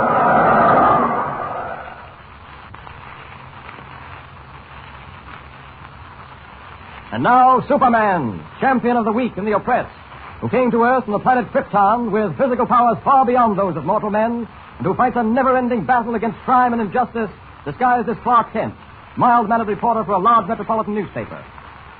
Superman, in the guise of Clark Kent, and Jimmy Olsen are now visiting the ranch of Editor White's friend, Comanche Joe, out in the far west. Kent is to collect material for a story on the strange howling of a mysterious coyote, whose cry, according to Indian legend, means impending doom. In our last episode, we heard how Rawson, Comanche's ranch foreman, schemed to convince the Indian that the legend was actually true, so that he might force Comanche into selling his ranch and oil fields for practically nothing. Jimmy and Kent are to be made members of the Comanche tribe. During the ceremony, Jimmy will have to do a dance on the great Comanche war drum. Meanwhile, Rawson's henchman, Dusty, will be lying off in the surrounding woods, waiting to shoot Jimmy with a rifle when he hears the coyote howl. No one besides the two villains, not even Clark Kent himself, knows of the danger that awaits Jimmy. We join them now on the Comanche reservation, where the tribal ceremony is taking place. Listen.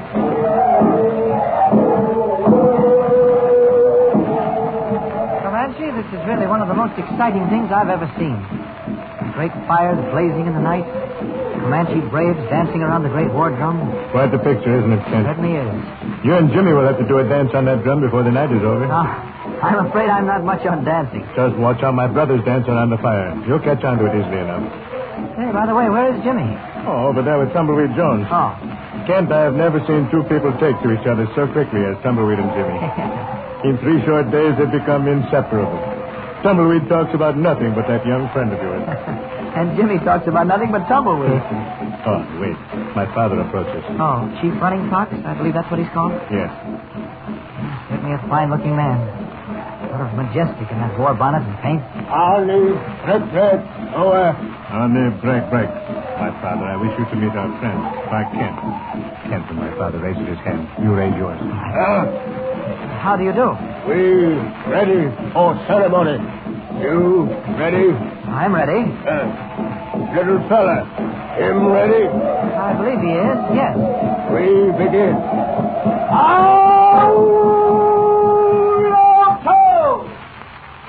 Aye, children. Ceremony about to start. Little fella, come forward. Me, sir? You. Jimmy looks scared to death. I don't blame him. No, there's nothing to be afraid of. Here comes Tumbleweed. He looks as if he's kind of enjoying all this. Oh, he is. Hello, Tumbleweed. Hiya. Well, Jimmy looks scared to death, Tumbleweed. Yeah, I've told him what to do and how to do it. Break his skinny neck if he don't do it like I told him. How long is this ceremony going to last?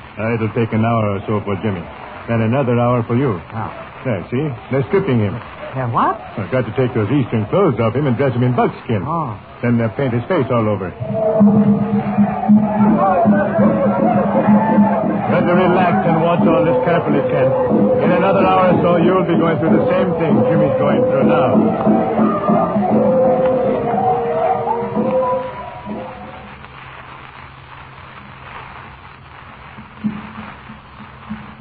The initiation of Jimmy Olsen into the Comanche tribe continues.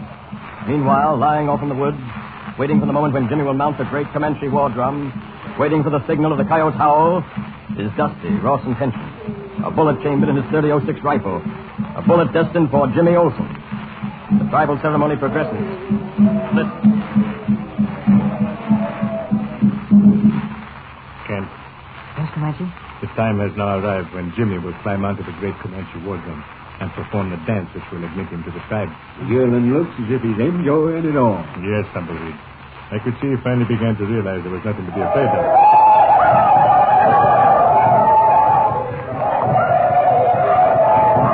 You see, they are walking Jimmy toward the drum. It seems funny watching little Jimmy surrounded by all those medicine men in strange headdresses. Yes. Oh, your father, Chief Running Fox, is walking with him. Yes, my father likes Jimmy very much. What name are they going to give Jimmy? He will be called Teknopasiklaka, Little Laughing Squirrel. Oh, and what will they call me? To the Comanche tribe, you will be known as Rokonikaclek, which means in Comanche, the man with two pair of eyes. That's because of the glasses you wear, Ken. Oh, I see. Look there.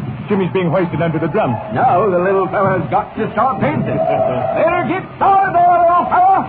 Old Tumbleweed puts an arrow in the radio britches. Why, that's it, Jimmy! That's it!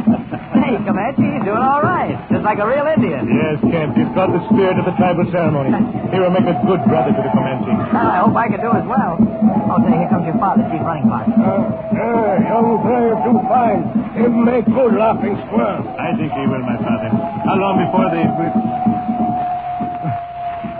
Kent, Tumbleweed, did you hear that? Coyotes howl. Comanche, you don't think that... Danger near. Something happened. My father, that's foolishness. That's just a coyote, that's all. No, my son. When coyote howl, danger threaten. Is Comanche legend. Is true Comanche legend. I refuse to believe it. Kent, I leave it to you. What do you... Kent. Tumbleweed, where did Kent go to? I don't know. Didn't see him go, Comanche. This looks as though it's going to be a job for Superman. If anything happens, I want to be ready for it. The howl of that coyote may mean nothing at all. At any rate, they're going ahead with the ceremony again. So if it does mean something, I'm not going to be taken off guard. Now, there's Jimmy over there, still dancing on that drum. Nothing but the night and the forest surrounding those Indian fires. If anything is going to happen... Wait. Can that be the glint of a rifle barrel over there in the trees? Oh, and great Scott, it's pointing toward Jimmy. Up, up. Oh, thank heavens I've caught the bullet. Up, up, and away! Tumbleweed, did you see that? I saw it, Comanche, but I ain't believing it. I can't believe it myself.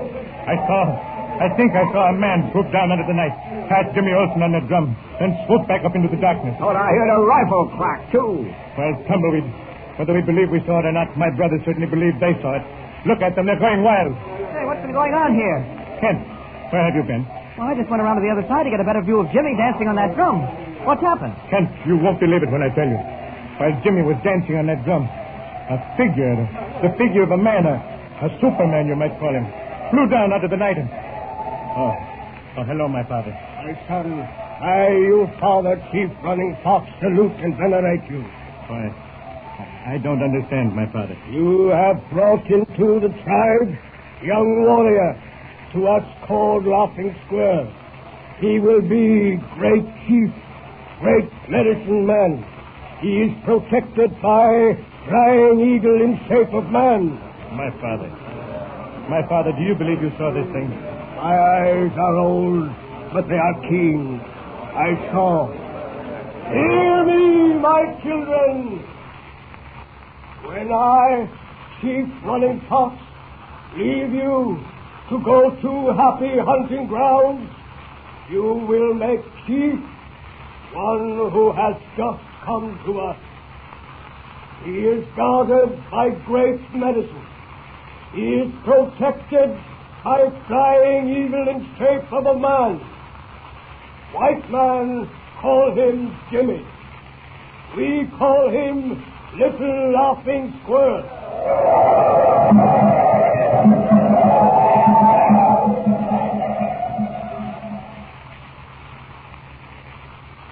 Great idea, Rawson, a great idea. Now the Comanches think the kid is the greatest thing that ever happened. You hadn't missed with that rifle. I tell you I didn't miss. I'm a dead shot, you know that. You sure don't expect me to believe this story about Superman saving the kid? I don't know what to believe. I saw something, but it's going so fast. You're crazy. I tell you, Shut up and listen to me. Regardless of what happened, you still pull this thing out of the bag. Now listen, we want to get our hands on these oil wells that Comanche Joe owns. Our job is to convince the Comanche tribe and their chief running fox that the legend of the Howling Coyote really has something to it. We'll never do it now with them believing the kid is protected by magic. Oh, yes, we will. But, Rawson, how you going to do it? Now, look, sir. The kid's aces with the tribe now, ain't he? Yeah. They think he's protected by some kind of medicine. But now we got to show them that medicine don't work against the coyote. When that coyote howled last night, those Indians believed it was a sign of common danger. But we got to show them they were right in believing that. So what? So this afternoon, you're going to take that kid riding with you. You're going to take him riding on Gentle Lamb. I don't get it. You know Gentle Lamb as well as I do. He's the gentlest horse on the ranch until you touch him with spurs. Or Dusty, you got to see to it that little Jimmy Olsen, little laughing squirrel, wears spurs. Why, that horse goes crazy when you touch spurs to him, Rawson. He'll kill the kid for That's what I'm sure. driving at. Take the kid riding in the general direction of the Comanche reservation. You get some distance away from the ranch, you present him with a pair of spurs. Kid will wear them, all right. The minute he touches Gentle Lamb with those spurs, the horse will go nuts, and it's curtain for the kid. When the Indians find him laying dead on the trail, I'll fix it for the coyote to howl. You get me? I get you. To get the ranch, we've got to convince Chief Running Fox that the legend about the howling coyote is really true. And to convince him of that, we got to get rid of the kid. Okay, Rawson. I'll take young Jimmy Olsen riding with me this afternoon. I think I can guarantee that he won't come back. Oh, sir, he won't come back. Once again, Rawson, Comanche Joe's ranch foreman, plots against the life of Jimmy Olsen. Will he succeed in putting Jimmy out of the way? Will his plan to force Comanche Joe into selling his ranch meet with success? Be sure to hear the next exciting episode of our story with Superman. And remember, tune in the next thrilling installment of the transcription feature, Superman. Up in the sky, look! It's a bird! It's a plane! It's Superman!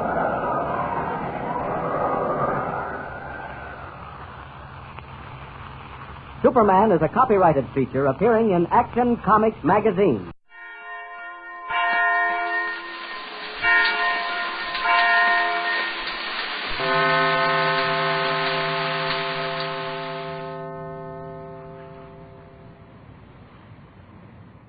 Kellogg's Pep, the build-up wheat cereal, invites you to rocket into the future with Tom Corbett, Space Cadet. Stand by to raise shift blast off -5, 4, 3, 2, 1, 0.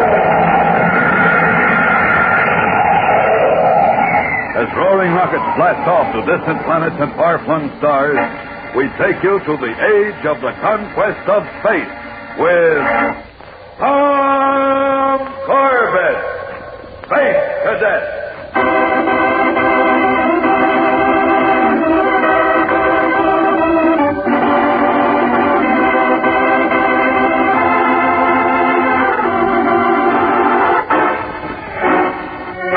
Far out in space beyond the orbit of Mars, a small rocket scout patrols the blackness of the void, holding a steady course back and forth between the asteroid belt and the red planet.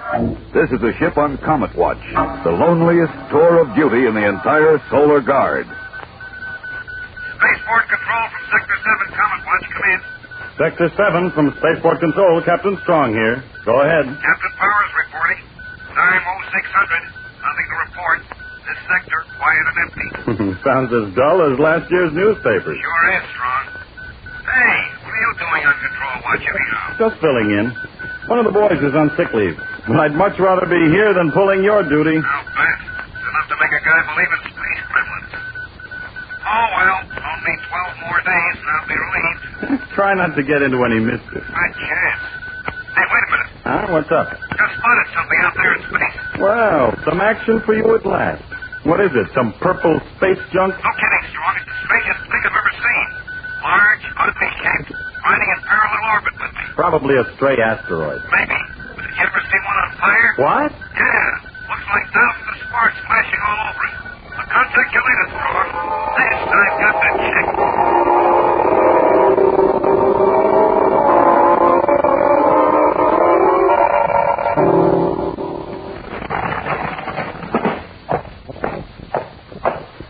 Polaris unit reporting for duty as ordered, Captain Strong. All right. Stand easy, Cadet. Corbett, what do you know about Comet Watch Patrol? Well, it's a rocket scout that patrols outside the Mars orbit, watching for stray meteors or comets that might cross the space lane. And how does it operate, Astro? Well, the ship has a one-man crew.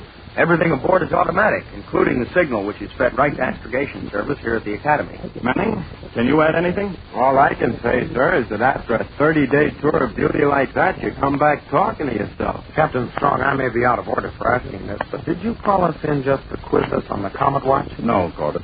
Just wanted to be sure you had the background to this operation. What operation, sir? Captain Powers on Comet Watch in Sector 7 has failed to report in the last 24 hours. Hey, that sounds like trouble. All Comet Watches are supposed to check in every 6 hours. Exactly. What about the automatic tracer beam? Is that cut out, too? No, we're still getting it. The ship is holding its regular patrol orbit. Well, then nothing could have happened to the ship. That's a cinch. No, it's Captain Powers. Something's happened to him, and it's our job to find out what. So report to the Polaris immediately and prepare for blast-off in exactly 10 minutes.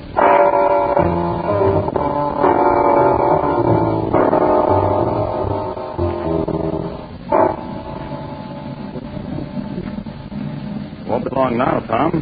We should sight the scout any minute. Radar bridge control deck, check in. That may be it now, sir. Control deck guy, go ahead, Roger. I've got her, Tom. The rocket scout, right on my scanner. Feed it down here, Manning, quick. Aye, sir. There she is. You've got her. That's the Comet Watch ship, all right. Well, there doesn't seem to be anything wrong with her, sir. She's not trailing any vapor. See if you can establish audio contact. Right, sir. Rocket Cruiser Polaris to Comet Watch. Rocket Cruiser Polaris to Comet Watch. Come in regular. Well, it's no use, sir. There's no answer. I'm not at all surprised, Tom. Take a look at her. You can see her through the viewport now. Tell me, how does she strike you? From where I sit, sir, that rocket scout reminds me of a ghost ship drifting in space.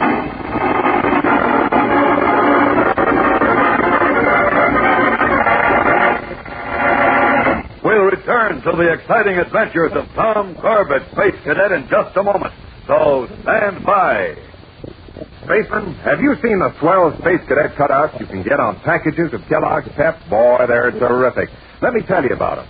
On every regular-sized package of Kellogg's Pep, you'll find a true-to-life photographic cutout of one of your favorites here at Space Academy. Each cutout is a detailed full-length picture, so you can get a close-up view of both the Space Cadet and an official Space Academy uniform.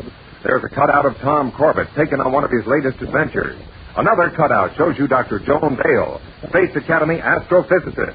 And besides that, you can get pictures of Space Cadet Roger Manning and Cadet Astro. You want to get all four of these exciting picture cutouts, so don't delay. Go to your favorite grocery store and ask for a regular-sized package of Kellogg's Pep, the build-up wheat cereal. Then, look on the back, and you'll see your Space Cadet picture all ready to cut out. For hanging on the wall, for pasting in scrapbooks, and for trading with your friends, these Kellogg's Pep cutouts are a double-barreled, rocket-blasting space travel knockout. And every time you get a package of Kellogg's Pep, you get another picture cutout right on the back. Keep blasting off down to that grocery store till you've got a complete Space Cadet cutout collection. Remember, you get another picture cutout every time you buy a regular-sized package of the Spaceman cereal, Kellogg's Pep. P-E-P. Pep.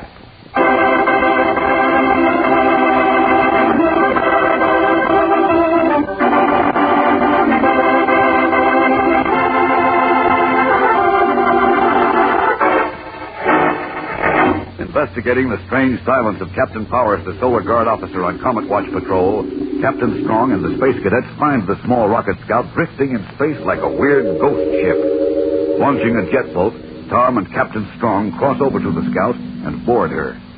Keep your helmet on, Corbett. Wait till the air pressure in the lock is equal to the pressure in the ship. Of course, sir. Looks like the mechanical equipment of the ship is in good working order. She's cycling all right.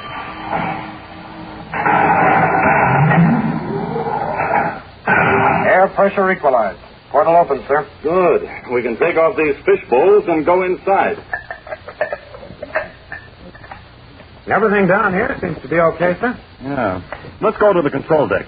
Companionway is through here. Right, sir. Just a minute. Better let me go first. All right, Tom. Come on. No one here on the control deck. Looks to me like the ship is deserted. I don't think there's been anyone here in days. It just doesn't make any sense. You stay here. I'll go topside. Maybe... Wait a minute. What's that? The hatch. It's opening. That's the hatch, and it leads right into the sleeping quarters. Get ready, Corbett. This may mean trouble. All set. Nobody's coming out, sir. All right, you. In there. Come on out. Come out or we'll blast you. Captain Strong, it's only a kid. Jupiter. Well, take care of him, Tom. I'd better have a look in here. All right, sir. Oh, how in blazes did you get here, Sonny? My father brought me. Your father? Say, is Captain Powers your father? Yes, sir. I'm Jody Powers. Corbett, come in here. Come on, Jody. You stick with me. Yes, sir. What? Oh, great galaxy. Is that Captain Powers? Yes, and he's unconscious. My father's been lying there like that for 2 days, sir. Well, what's wrong with him, Captain Strong? I haven't the least idea, Tom. He has a raging fever, and he's delirious. Whatever hit him must have been very sudden and just as violent. He's still in full uniform, even his boots. Looks like he just collapsed. Sir, is my father going to die? He's very sick, son. We'll do all we can to help him. But can you be a real spaceman now and help us? I don't know, sir. I'll try. Well, tell me, when did your father get sick? 2 days ago. I woke up and found him lying on his bunk. I tried to wake him up, but I couldn't. Was he all right when you went to bed? Yes, he was fine. He was watching something through the viewport. He was very excited. It must have been that sparkling asteroid that he reported, sir. Did your father always take you along on these trips? It is against regulations, you know. Oh, no, sir, not always. This is the first time. Dad told my Aunt Julia that he wanted me with him this time. He said it wouldn't be so lonely out here if I came along. I see. Well, Tom, whatever caused this, one thing is certain. We've got to get Captain Powers to a hospital and get him there quickly. You take Jody over to the Polaris in the jet boat. I'll rocket back to Earth with Captain Powers in the Scout. Alone, sir? Yes, Tom. And until a ship can be sent out to relieve you, the Polaris will have to stay on Comet Watch.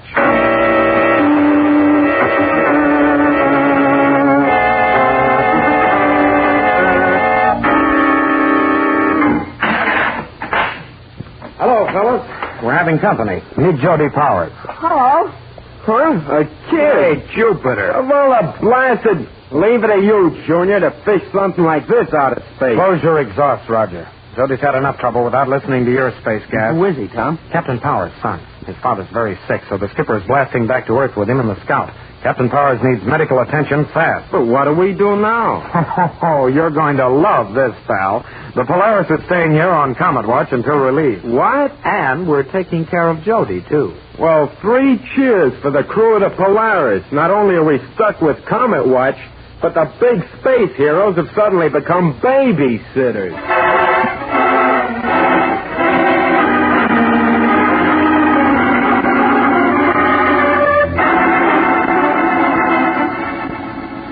Blasted, I wish that relief ship would arrive. Me, too. You realize how long we've been in this tub, Junior?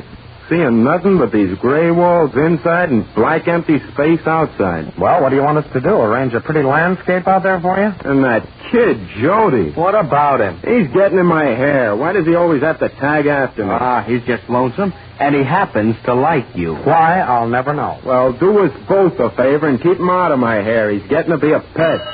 Hey, there goes your space junk warning. You better get a fix and report to Spaceport Control. Yeah, one of these days I'm going to let a meteor plow right into Commander Arkwright's window. And listen, remember what I said. Keep that kid off the radar, freak. I don't know. When they gave Manning a heart, they must have carved it out of a Martian ice cap. Hello, Tom. Oh, hello, Jody. What have you been doing? Just looking around on the power deck? Hey, how about something to eat? No, thanks. I'm not very hungry, Astro. Where's Roger? Up on the radar bridge. May I go up there and visit him? I think you better stay down here with us for a while. I'd rather go up there. I'm sure Roger will be glad to see me. Oh, sure. He'll be so happy he'll blow his jet. I'll see you later, fellas. What are you going to do? We make a fuss over him and he brushes us off.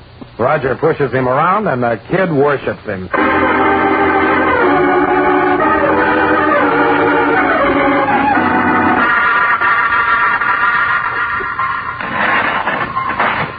Meteor sighted on orbit, cutting Space Cave 3. That is all. End transmission. Hello, Roger. You here again? I thought I told you to stop following me. I know. But if I just sit here real quiet, can't I watch you work the radar scanner? That's not fake, kid. You know, I'll bet you're the best astrogator in the whole academy. Well, look, I wouldn't say that. Captain Strong's pretty good, too. I pulled this crew out of plenty tight squeezes. They're lucky to have you on their crew, Roger. You're a real spaceman. Yeah.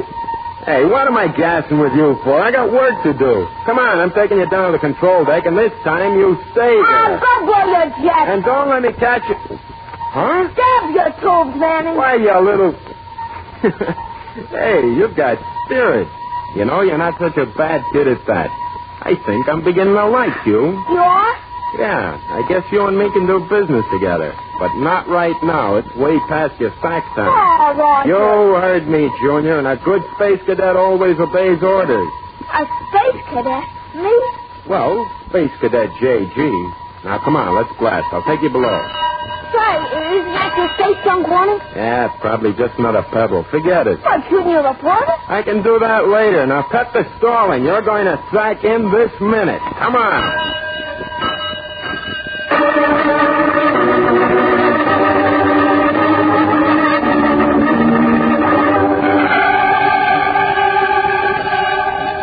Great galaxy, Tom. Did you ever see anything like that in your life? No, it looks like the whole asteroid is shooting off sparks. Hey, turn that alarm off, will you, Astro? Oh, sure thing. You think we better check Roger? Make sure he's reporting it back to Spaceport Control? No, whatever you say about that joker, at least he's always on the ball. I wouldn't bet my life on it. Hey, Astro, I just remembered something. Huh? What? Captain Strong told us that in the last audio contact he had with Captain Powers, Powers reported seeing a strange asteroid. An asteroid that shot off sparks. Hey, that's right. You think there's a connection? No, I can't be sure. But this better be reported to the skipper, too. Okay, I'll tell Roger to start calling. You tell me to what? Roger, what in blazes were you doing below? Putting Jody to bed. And no wisecracks, Astro. That kid's okay. Then you haven't reported that meteor. What meteor? Look out there, bubblehead. See it? It's drifting away from us now. Yeah, what's so important about that? Are you space happy? That's the same meteor Captain Powers saw when he made his last report. The one that looks like it's on fire. Oh, so what? There's plenty of time to report it. How? You didn't even get a fix on her. Now you can't project her orbit. It's too late. Stop using your tubes. It isn't that important. 9 out of 10 of the meteors we report don't go anywhere near the space lane. This won't be any exception. By the rings of Saturn, sometimes I could take you Yeah, in... you could take me in what? Hey, hold it, you two. We're getting a call on the teleceiver. Rocket Cruiser Polaris, Cadet Tom Corbett here. Go ahead. Corbett, this is Captain Strong. Oh, yes, sir. How's Captain Powers? Did you get him back in time? He was still alive when I landed, but that's about all. The medicals are doing their best for him now. You'd better not tell Jody anything until we're sure one way or the other. Of course, sir. Tom, don't forget to tell him about that meteor. Now listen, Corbett. The main reason I called you is about that meteor. Yes, sir. I was just going to... If you see it, I want you to stay clear of it. What? We're not sure, but we think it caused Captain Powers strange illness and the deaths of 3 other Solar Guard officers in the past 15 years. So we ought to return to Space Academy immediately. What about our release, sir? Cover Watch Patrol in Sector 7 is to be temporarily abandoned. We're not taking any chances. You understand your orders? Yes, sir, but... That's all. End transmission. Fellas, did you hear that? Yeah, every word. And our pal Roger here let that blasted meteor go by without charting its orbit. Heaven help any ship that gets near it.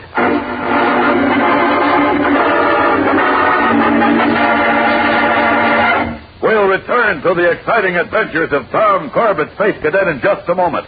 So stand by. Listen to the powerful blast off of a giant rocket cruiser flashing up into the heavens. There's power for you. The roaring drive of the rockets bursting through Earth's gravity off into space. The men who ride those rockets have to be in top-flight physical condition or else. Now, that's why all space cadets call for Kellogg's Pep. Here's Cadet Astro to tell you in his own words how Kellogg's Pep helps to keep the space cadets ready for action. Cadet Astro here. Kellogg's Pep does help the space cadets keep ready for action. And Pep can help you spacemen the same way. Now, all spacemen need vitamins and energy food values to keep up steam for a busy day. And when you eat Kellogg's Pep every morning, you're getting a head start with a swell supply of sunshine vitamin D and vitamin B1. Now, Pep also gives you the rugged nourishment of whole wheat with the wheat germ left in. As a matter of fact, Kellogg's Pep gives you more of these build-up food values than any other wheat flakes. Say, it's no wonder the space cadets bank on Kellogg's Pep for a quick morning blast-off. Now, you just tackle a bowl full of Kellogg's Pep tomorrow morning, like I do. Then you'll be starting your day the spaceman's way. Hear that, spaceman? Eat the same kind of breakfast Astro and all the cadets do. And when you get your package of Kellogg's Pep, look for your exciting Space Cadet cutout. Remember, there's another picture of one of your favorite space cadets on the back of every package of Kellogg's Pep. P-E-P. Pep.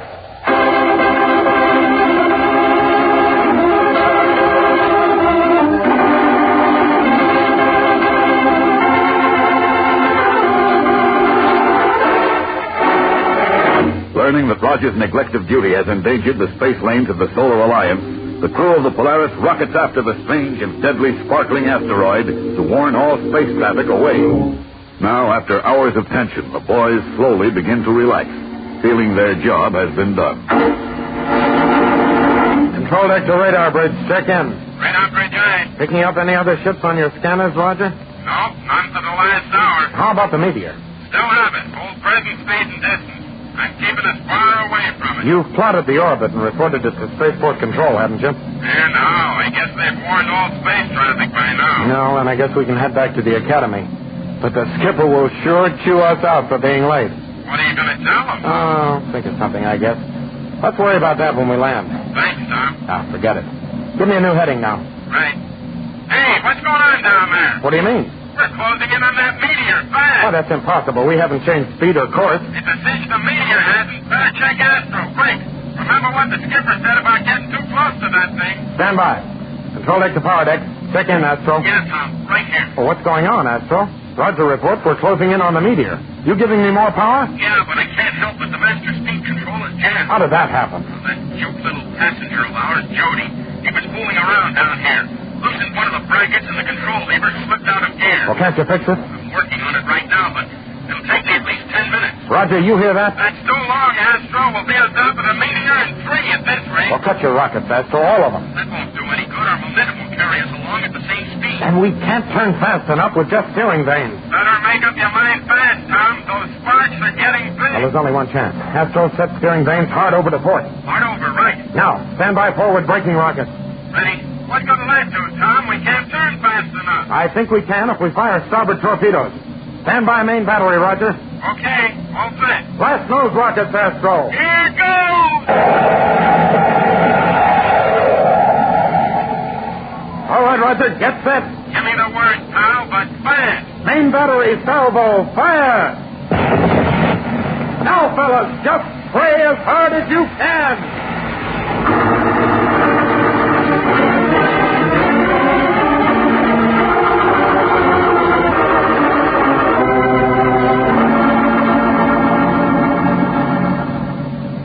Control deck to radar bridge. Give me a report, Roger. We're clear, Tom. The meteor's almost off my scanner. Wow. Don't want to do that again. You feel sick or anything? No. How about you? Just fine. I guess we cleared it okay. Be right down. Okay. All right, Jody, you just get up here and tell Tom what you did. I'm sorry. I didn't mean it. Honest, I didn't. Whether you meant it or not, you almost got us into a barrel of trouble. It was Jody, all right, Tom. Well, what did you get to say for yourself, Jody? I'm sorry. I was down there and making believe I was a space cadet, and Oh, golly, I won't ever do it again. Well, if you're trying to be a space cadet, you ought to be disciplined the way cadets are. The discipline? Yes, Jody, demerits, mess patrol, scrub detail, the work. I got a better idea. The flat of my hand on the seat of his britches. Over my dead body, Junior. Well, that can be arranged, too, Roger. Don't let him spank me, Roger, don't. He won't lay a finger on you, kid. Well, what's come over you, Roger? Nothing. He's only a kid. He didn't know any better. And he said he was sorry. What more do you want? Oh, I give up. But from now on, keep him off my power deck. Don't worry, I will. That hole you're working isn't any good for his health. He might grow up to be like you. Oh, great. Here we go again. Hey, teleceiver call. Uh-oh. I bet it's Captain Strong wondering where we are. Rocket Cruiser Polaris, Cadet Corbett here. This is Captain Strong. What's holding you up, Corbett? You're overdue. Sorry, sir. We had some mechanical trouble. We're on our way now. All right, but make it fast. Captain Powers is recovering, and he told us a lot more about that meteor. It must be destroyed as soon as possible. As soon as you land, the Polaris will be outfitted for a new operation. The destruction of the sparkling meteor.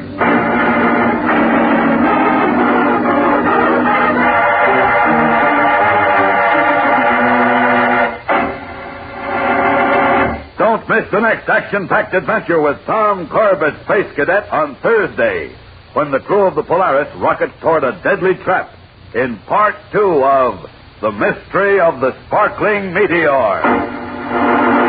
Tune in, same time, same station on Thursday for the next thrilling interplanetary adventure with Tom Corbett, Space Cadet.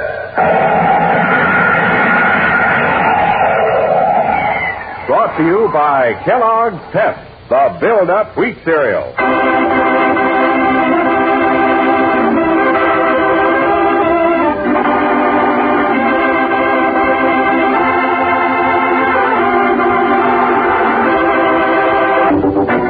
Tom Corbett, Space Cadet, starring Frankie Thomas, can also be seen on television and appears in the comic sections of many of America's leading newspapers.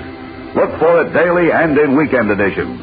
Featured in today's cast are Jan Merlin, Al Markham, Edward Bryce, and Sarah Fussell. Today's program was written by Jack Weinstock and Willie Gilbert, directed by Drex Hines. Jackson Beck speaking. Kellogg's Raisin Bran has a secret. Kellogg's Raisin Bran has a secret. And what a secret!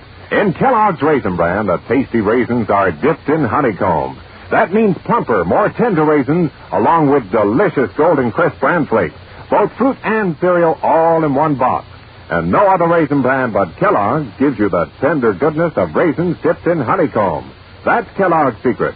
So for your breakfast, make sure you get Kellogg's, because Kellogg's Raisin Bran has a secret. this program came to you from...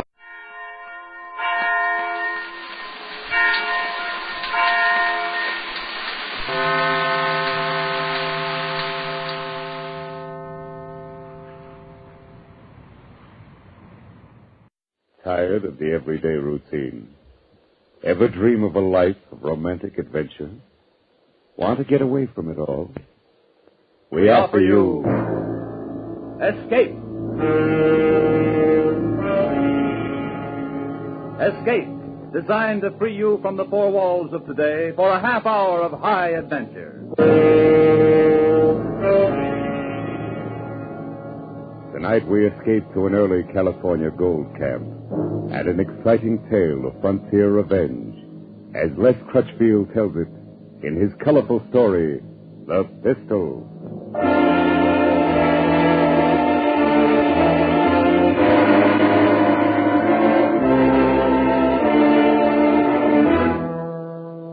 San Francisco Bay was a graveyard that summer, with over 300 deserted windjammers lying at anchor, and the city itself the next step to a ghost town. Every man who could walk, run, or stagger had headed inland to look for gold, and the women had followed. Mostly they traveled up the river as far as Sacramento and fanned out into the hills. That was the jumping-off place, Sacramento.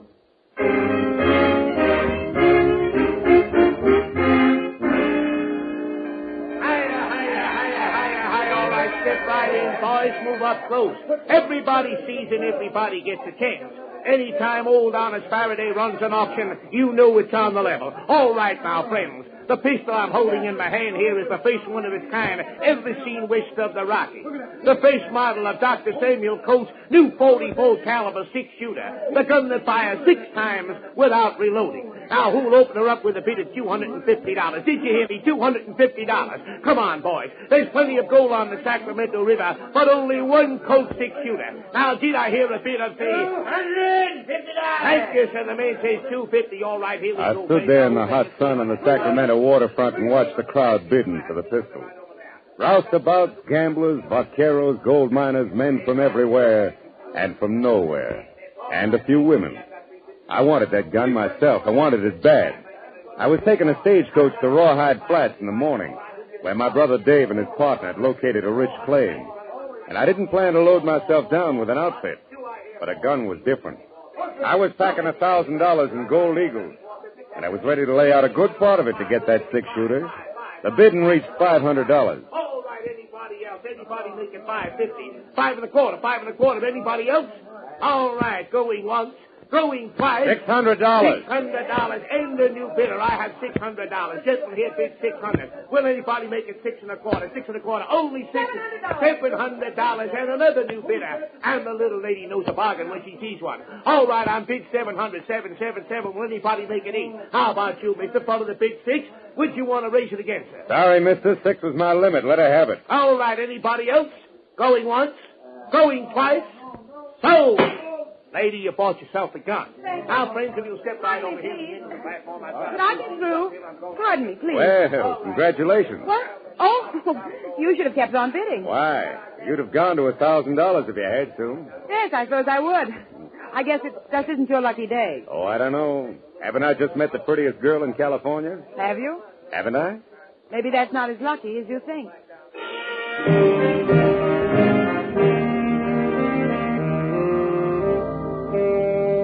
When I climbed on board the stagecoach to Rawhide Flats the next morning, I found 7 trunks that had already been loaded.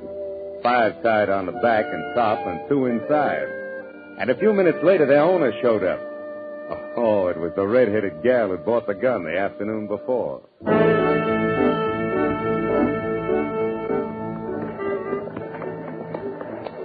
It took 5 miles out of Sacramento to break the ice. And after that, well, I learned her name was Teresa Blake. She'd been down to San Francisco to buy some new clothes. And she was on her way back to Rawhide Flats. No, I don't live with my folks. I don't have any folks. I work. Oh? Doing what? I'm a singer. The Brass Nugget Saloon. I see. No wonder you wanted a gun so bad. No, I never have any trouble there. I got the pistol as a present for my boss, Mr. Mallory. $700 makes a pretty expensive present, Miss Blake. He's been good to me. Awfully good. I see. Well, anyway, it's a great gun. In 15 years, every man west of St. Louis will be packing one. Oh, I was going to give you something. I almost forgot. A sort of consolation prize for losing out on a gun. Oh, here it is. Yeah, it looks like a little gold nugget. Brass, not gold. To hang on a watch chain. Souvenir of the Brass Nugget Saloon. Of course, you can pretend it's real gold if you like. All right, I will then. I hope that's not what my young brother's doing on the Boston Pocket claim of his. I mean, pretending it's real. The Boston Pocket claim? Uh-huh. You said your name was Storm. That's right. Jonathan Storm. I didn't even recognize it until... Then you're Dave Storm's brother. Yeah. Do you know him? Yes, Mr. Storm, I wonder if you'd mind if I try to get some sleep now. I'm really awfully tired.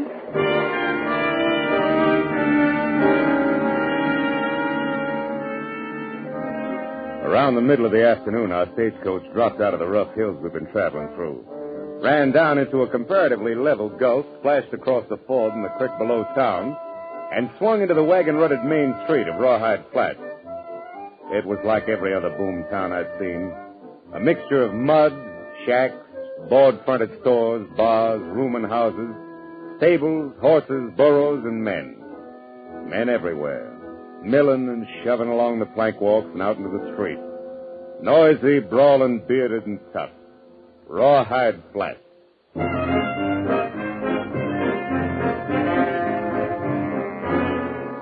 Half hour later, I rented a horse and rode up through the canyon north of town. Both banks of the creek were lined with miners, busy with picks and shovels, pans and rockers. All of them breaking their backs. Sweating out their hearts for the same reason. Gold. About 3 miles up, I turned into the side canyon the man at the livery stable had told me about. And a few yards in, I found it blocked off by a 6-foot rail fence. All right, mister. That's far enough. Yeah? Afraid I might jump that fence? Don't get smart. Just turn that horse around and head out the same way you came in. Why? I just got here. Is this the Boston Pocket claim? That's right. You're as close to it right now as you're going to be. Go on, get. Now, look, suppose you put that rifle away before it goes off and hurts somebody, huh? And go tell the owner his brother's here. Barton Mallory's got no brother. Now get out. Mallory? The way I heard it, Dave Storm is the owner of this claim. Storm? Are you Storm's brother? That's right. Is he around here? Get out of here, Storm. Boot that horse and ride, do you hear me? It's the last one you're going to get. So start riding. All right, mister. I never argue with anybody who's packing a rifle, unless I've got one, too. And maybe the next time I will have. Come on, boy, get up.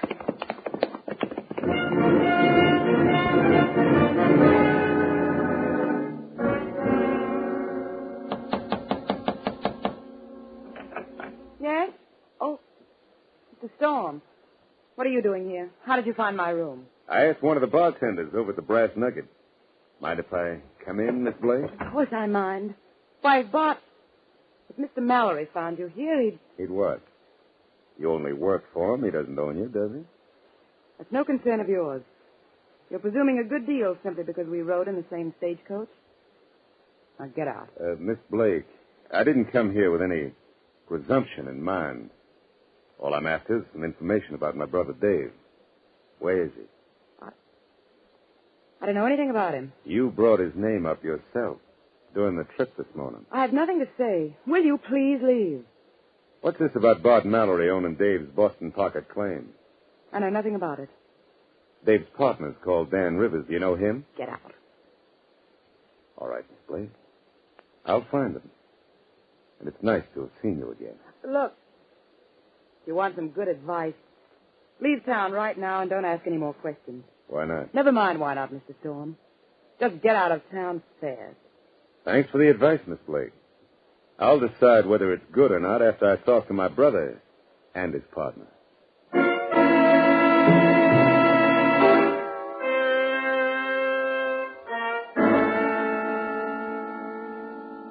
Now, look, Dan, you're Dave's partner, so let's have it straight. Why does everybody shut up like a clam when I mention his name? What's this all about? Where's Dave, anyway? Jonathan, I wish somebody else had told you. Told me what? That David is dead. Dead? That's right, Jonathan. He was... Go on, Dan. What happened? He was shot in the back. We found him lying in the street at the north edge of town one morning a couple of weeks ago. I see. Who did it? You want the official story? Yeah, first. You say Dave dropped into the Brass Nugget Saloon late that night and sold the Boston Pocket claim to Bart Mallory. Took $12,000 in gold certificates for it. And they say that's how come he was murdered and robbed after he left the Nugget. Has Mallory got a deed, a bill of sale? Yeah, he's got one all right with Dave's name on it. How come Dave could sell the claim out from under you even if he wanted to? I thought the two of you were partners. We were, but we recorded the whole claim in Dave's name. And that way only one of us had to make the trip to Sacramento. All right. That's the official story. Let's have the other one. Dave wouldn't have sold out to Mallory for any amount of money. Mallory had been after him for weeks, but Dave and we both knew we had the best claim in Rawhide Flats. So? Some of his gunslingers bushwhacked Dave. Mallory turned up with his phony deed the next day. And everybody in town knows it, but nobody dares to say so. I suppose it's like every other boom camp. No law here yet, huh? Only what law a man can make for himself. In that case, I guess I better make a little. To fit this Bart Mallory. Maybe you don't know exactly what you're tying into, son. Why, he's got half a dozen or more of the toughest boys in California on his payroll. We'll find out how tough they are. Don't count much on me. I'm an old man. All right, Dan. So they're not the best odds in the world. Can't be helped. You play with the cards you got. Dave used to tell me you were the coldest man he ever seen when it come to trouble. I think maybe he was right. Well, first thing I need's a gun. With odds the way they are, I guess I better have a six-shooter. Pretty out of luck, Jonathan. I've heard of 'em, but you won't find one here in Rawhide. Oh, there's one here, all right. Fella got it just today. Fella named Mallory. Mallory? Now, wait a minute. Now, look, son. Dan. I taught a lot of my brother. And I don't like the way he was killed. I need that gun of Mallory's. I'm going to get it. And then I'm going to use it to get Mallory. That's the way it's going to be, Dan. You can count on it.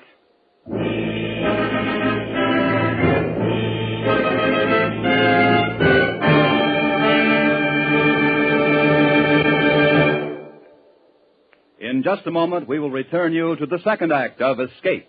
But first, another Wednesday night, Star Night, coming up on CBS again tomorrow. The young fellow who made good on the Bing Crosby show last week will be back again for more songs and fun-making. The young fellow named Al Jolson, who Bing thinks is quite promising. Burns and Allen will be around again with more of their madcap humor, and Groucho Marx will be throwing the ad-libs fast and furiously on You Bet Your Life. And Dr. Christian, the only show in radio where the audience writes the scripts, will be announcing a great new prize contest.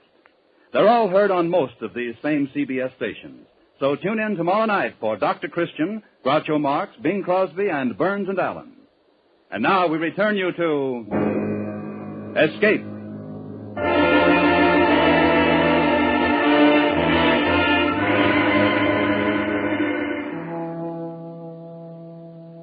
I stepped inside the swinging doors of the Brass Nugget Saloon and looked things over. Finally, I had the bartender point out Mallory. He was sitting at a table in the back near the offices, playing poker with three other men. The two boys lounging against the wall behind him were obviously his bodyguards. I pushed my hat back on my head and walked toward the table.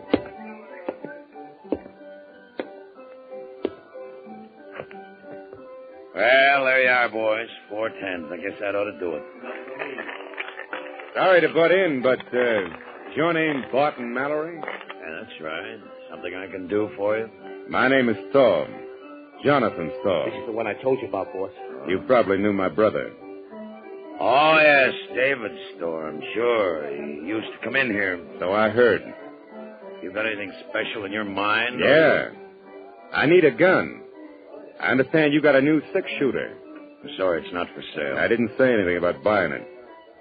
I'll bet $1,000 against that gun on a cut for high card. What do you say? Sorry, Storm, the gun's out of it. Name something else. No, I want the gun. What's the matter, Mallory? The boys told me you'd bet on anything in the house if the odds were right. Yeah, that's right, I will. But the gun's a gift from a friend. Maybe you figure your luck's about to run out. Would that be it? All right, I'll take the bet. Benny, break out a new deck. Yeah. Well, there's the gun. Let's see 1,000. Sure. Mind if I shuffle? No, go ahead. Maybe I should have warned you, Mallory. I got a feeling this is my lucky night. I'll take a chance it isn't. By the way, you wouldn't happen to have any idea who shot my brother in the back, would you, Mallory? No, I'm afraid not. The killer hasn't been identified yet. That's too bad. Maybe I'll have to identify him myself. Your cut, Mallory. All right. 10 of clubs, huh? Go ahead, Storm. Jack of diamonds. Thanks for the gun. Oh, it's already loaded, too. Well, I think I'll be... I've been looking all over the place, and I can't find... Oh, Good evening, Miss Blake. how do you do, Mr. Storm? I'm sorry if I'm interrupting. No. I'm glad you came. Gives me an idea. Mallory, how'd you like another chance at my $1,000? What's the bet? High card again. $1,000 against a kiss from Miss Blake. What? Of course, maybe you don't have any say over her, huh? Wait a minute, the bet's on. You want to shuffle again? No. Go ahead, cut. Queen of spades. You'll find that pretty hard to beat. Yeah, I guess you're right. Ace of hearts does it, though. My lucky night, Mallory. Well, Miss Blake, I guess you... Don't you dare. I'm afraid you don't have much choice about it, honey. I won this from your boss. You...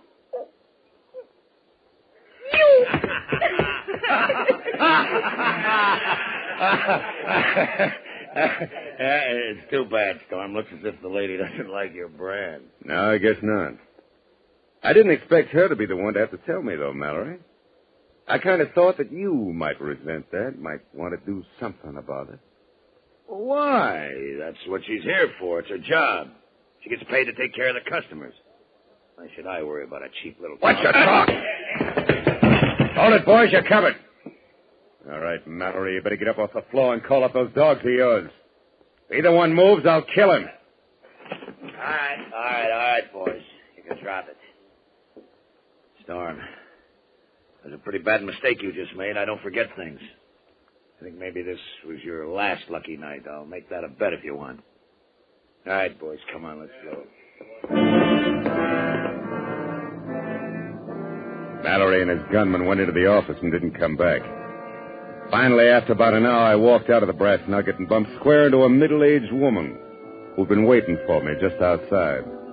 She said Teresa wanted to see me right away in her room.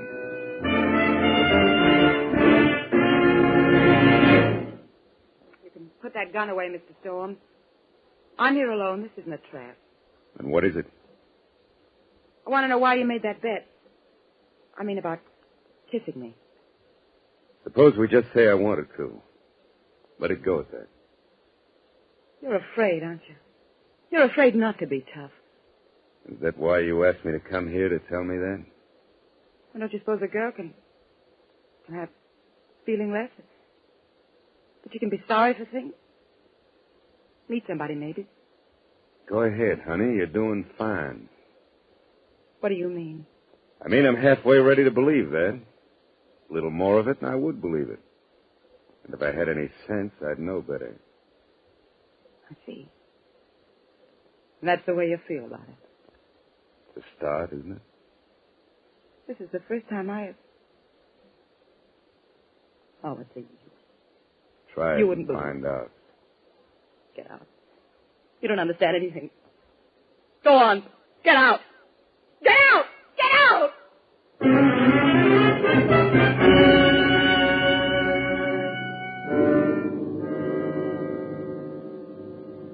I'm telling you, son, it's the worst mistake you could have made. Knocking him down like you did last night, why, he won't think of nothing else. Not until he's killed you. People have tried that before, Dan. I'm still here. But you haven't got a chance. His gunmen will be watching like hawks for the first second you're not covered. The whole town isn't on Mallory's payroll.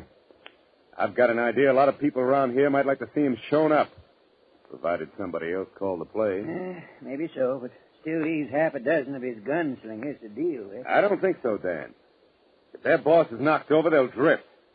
I've seen hired guns before. Odds are against you, son. Well, I feel lucky. It's worth a chance to get Mallory. Not only for killing Dave, but because of what he's doing to Teresa Blake. Teresa Blake? Yeah, I kind of think she'd be a pretty decent kid. Good one for him. Yes, Jonathan. That's what your brother Dave thought. What? He was crazy about her, too. Hung around the Brass Nugget every night. She kept leading him on. I guess that fitted in with Mallory's plans. Yeah. I guess it did. I guess it still does. What do you mean, son? Nothing, Dan, when you come right down to it. I guess when a man turns soft, it always starts with his head. I'm sorry, Jonathan. I didn't know you felt that way about it. Oh, it's all right. I'm glad you told me. Glad I found out in time. And now that I have, I think I can use Miss Blake.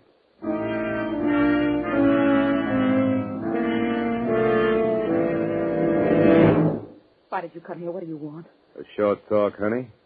I don't want Mallory to see us. You've got to leave town. Leave now and don't come back, please. How much do you get for this, honey? I mean, talking me into leaving town and getting me out of Mallory's way. Oh, you fool. He doesn't mean a thing to me. It's you, don't you know that? I'll go with you if you'll only leave tonight. I'll go with you right now, please. No. I've gone too far now to turn back. I've got to finish it up. It's not too far yet, but it will be. Maybe you'll want to turn back then, only it'll be too late. A few hours from now, it'll all be done. And then maybe we can think about some other things. If you still want to. Want to? Of course I want to, Johnny. Johnny. Nobody's called me that for a long time. Terry, I want you to do something for me. Anything, Johnny, anything. Do you think you can get that deed to my brother's claim from Mallory's strongbox and give it to me? I think so. Yes, of course I can. He trusts me enough. Yeah, I'll bet he does. How long will it take? Within an hour. All right. Johnny, would you kiss me first? Sure, Terry. Oh, Johnny. That was better than the one I risked $1,000 for. Nobody could buy that for $1,000. Nobody ever has. Come back into my room in an hour, Johnny. I'll have the deed.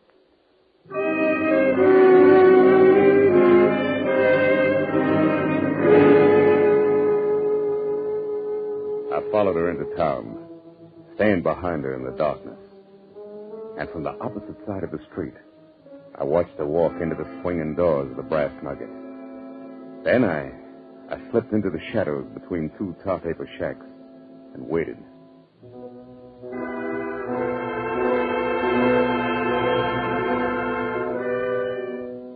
It was a half hour before they came out of the saloon and headed down the street toward Teresa Blake's rooming house. All 6 of Mallory's gunslingers. He wasn't taking any chances. Terry had double-crossed me after all. Just the same as she double-crossed my brother. And that was fine with me because I was ready for it.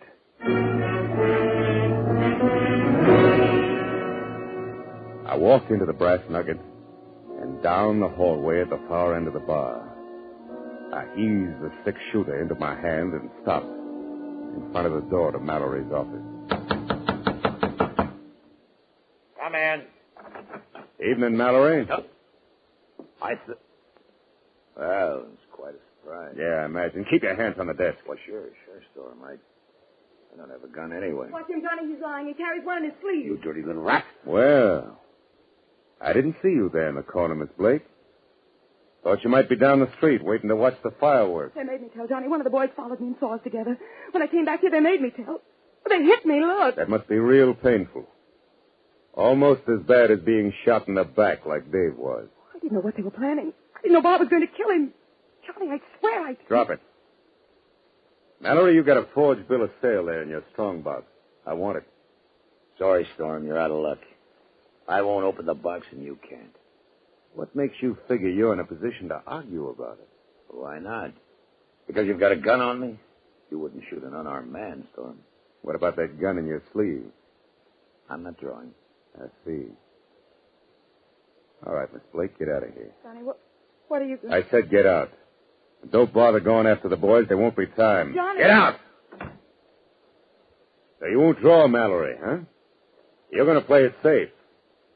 I'd be crazy to do anything else. Maybe. The only way out of this room is through the door behind me. I noticed that kerosene lamp has a glass bowl on it. Ought to start a nice fire if I picked it up and smashed it against the wall. Storm, you fool! What about it, Mallory? My gun's in the holster. Want to stay there and burn or draw and try to get out? This place will go up like a tinder box. Take your choice, Mallory. Draw or burn. Storm, you can't leave me in here like this. Draw or burn. All right, then, if you're... Tough luck, Mallory. That's for Dave. And that's for me. All right, hold it a second. Hold it. You better clear out of here fast. The place is on fire. And anybody that worked for Bart Mallory is out of a job. He's dead. Are you all right? You're not hurt? No, I'm all right, Dan. Come on, let's get out of here. Sure, come on, son. Mallory's dead. I guess that takes care of it, Dan. Jonathan, you're the luckiest man alive. Yeah, sure. Somebody might go down to Jackson's rooming house. Tell those bushwhackers of Mallory's they can hit the trail north. The boss is dead. Your boss is dead. This ought to be far enough, Dan. Look, the fire's breaking through to the roof. Won't be long now. Johnny, are you all right? Sure I'm all right. What of it, Miss Blake? Thank heaven. Oh, Johnny, if anything had happened to you, I couldn't have gone on. Miss Blake, I've got something for you. It's a nugget. Some people might figure it's real gold, but actually it's only brass. There you are. Pick it up. And then get going. What do you mean, Johnny? I mean, you better catch up with the boys. They'll be heading north. But you said that we... Drop it. Oh, yes. Here's something else you can have, too. Your six-shooter? No. It's yours. You bought and paid for it. It's got one shot left. Use it any way you want to. Only get out. Beat it. Johnny, you're wrong, you know. You're wrong about a lot of things. But what's the use? That's right. What's the use? Bye, Johnny. Son, you hadn't ought to give her that pistol. That was your luck, you might call it. I think my luck's all run out, Dan. Yeah. Claim is all yours. I'm leaving in the morning, heading south. Why, son? There's nothing south of here. Yeah. But it's the surest way I know to keep myself from heading north.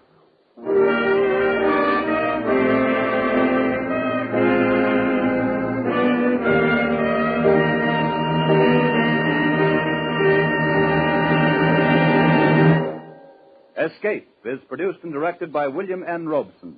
Tonight we have presented The Pistol by Les Crutchfield. Featured in the cast were Gerald Moore as Jonathan Storm, Betty Lou Gerson as Terry Blake, Charlie McGraw as Bart Mallory, and Will Gear as Dan Rivers. Also heard was Eddie Marr. Special music was arranged and conducted by Del Castillo. Next week. You are in command of an English destroyer sailing to join the North Sea Patrol in October 1914. It is midnight, and from the enemy coast comes a desperate signal for help, which you would like to ignore, but from which there is no escape. Next week, we escape with Robert Buckner's exciting and unforgettable tale, The Man Who Won the War. Goodbye, then, until this same time next week, when once again we offer you Escape.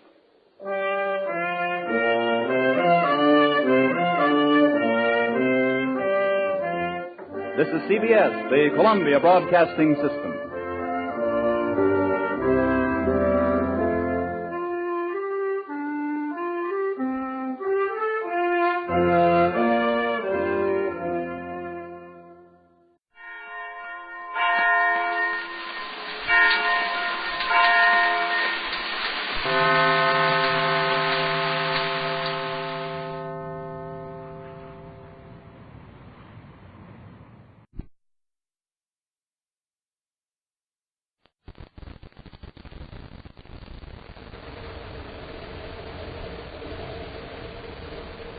Nestle's Ever-Ready, the instant cocoa. Nestle's Quick for great chocolate milk. And Nestle's chocolate bars now present Space Patrol!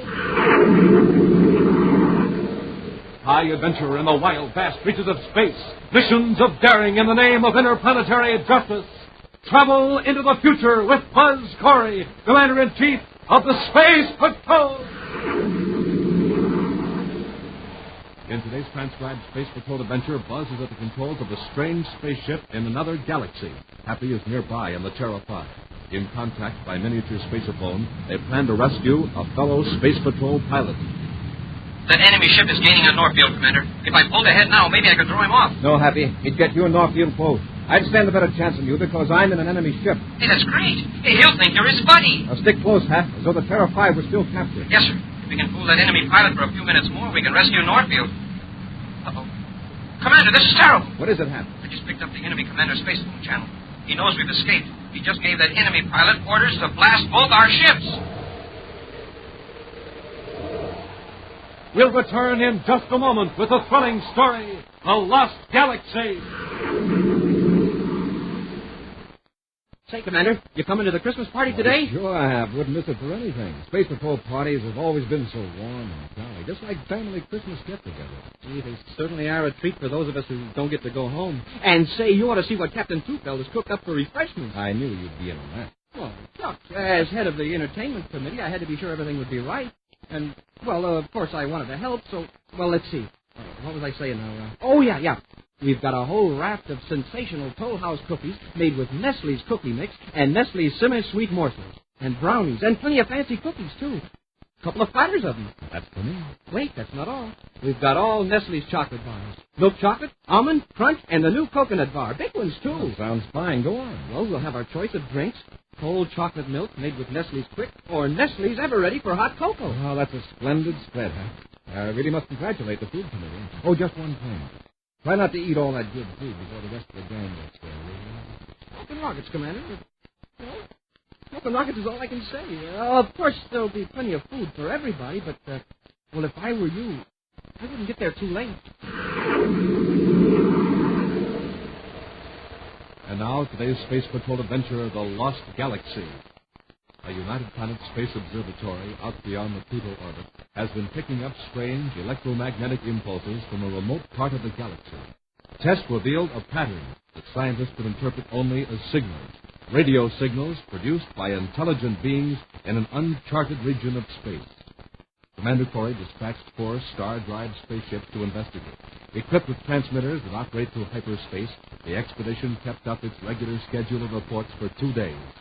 But now, for 24 hours, not one of the 4 ships has been heard from. Buzz has called Cadet Happy to his central office in Space Patrol headquarters on the man-made planet Terra.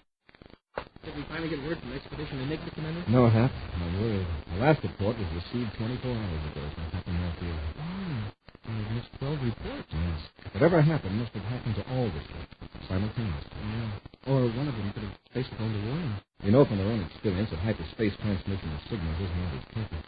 Hey, how about that space observatory out there on Pluto? Are they still receiving those mysterious signals? Yes, that proves nothing. Those signals are coming through regular space. Past the point where we last heard from Northfield about 500,000 light years ago. Oh, that's right. Can you tell us a thing about what's happening out there now? There's one way to find out. We'll go after them. I'm all for that, sir, but all we know where they are. One thing's certain. We'll be 500,000 light years closer than we are now. Let's go. Now, for the first time in the entire history of the vast Black Sox star system, an atmosphere of tense excitement pervades the headquarters of the Guardian of the Galaxy. Only Meteor, the Guardian, retains his usual calm as he discusses alarming news with his chief aide, Sindrana. You have heard the report, I suppose, Sindrana? Yes, sir. And I assume you want me to issue a denial of this preposterous rumor and spread it throughout the galaxy. It is not a rumor. It is fact. Space-phone conversation in an unknown language have been picked up at several different points. But do you realize what you're saying, Excellency? You are saying that there is intelligent life outside of the Graxox star system. Certainly. Isn't that why we have a guardian? There is no danger of attack from inside. Therefore, our function is to be prepared for trouble from outside. But that's just superstition, a fairy tale, a game children play. The idea that Graxox should be attacked... Sindrana! Are you accusing me of being a figurehead? No, Mr. Or that this service is a farce, a mockery? No, Meteor. It's just that for generations there's been no sign of intelligent life anywhere but in Graxox. Just the same. When the signals intersected, 4 spaceships are moving through our galaxy. If there isn't much danger, 4 ships couldn't conquer the galaxy. The signals we have picked up may be merely the advance count of a vast fleet of ships. These scouts must be located to destroy. But their weapons may be far more powerful than ours. A race of beings that should come here from another galaxy. Why, they must surpass us in intelligence. Yes, the way we surpass a toad. Thanks to our far-sighted ancestors who planned our defense 30 generations ago, we wouldn't be entirely helpless. We have so few armed spaceships, and not enough men trained to fly what ship we have. One weapon is already in operation. The electronic signal deflector. But if the enemy is already within our galaxy, what good will it do? Well, it will keep him from contacting any of his attack force at a great distance from our solar system. And at a closer distance, the curved signals will confuse the enemy. Our own ships will also be confused. Yes, but to a lesser degree. Some of our ships have deflection detectors, so they can compensate for the effect. If we work fast and efficiently, we can rid ourselves of the intruder. I shall be glad to offer my services in any way. You will take a scout ship and blast off immediately to a point near to the perimeter of our galaxy. Now, here are your detailed orders. Meantime, Buzz and Happy and the Terra 5 have emerged from Star Drive at the approximate point where Captain Norfield gave his last report. While Happy carefully watches the viewscopes, Buzz makes repeated attempts to contact the missing Space Patrol ships. Mandatory aboard Terra 5, calling all units of Expedition Enigma. Corey to all units of Expedition Enigma.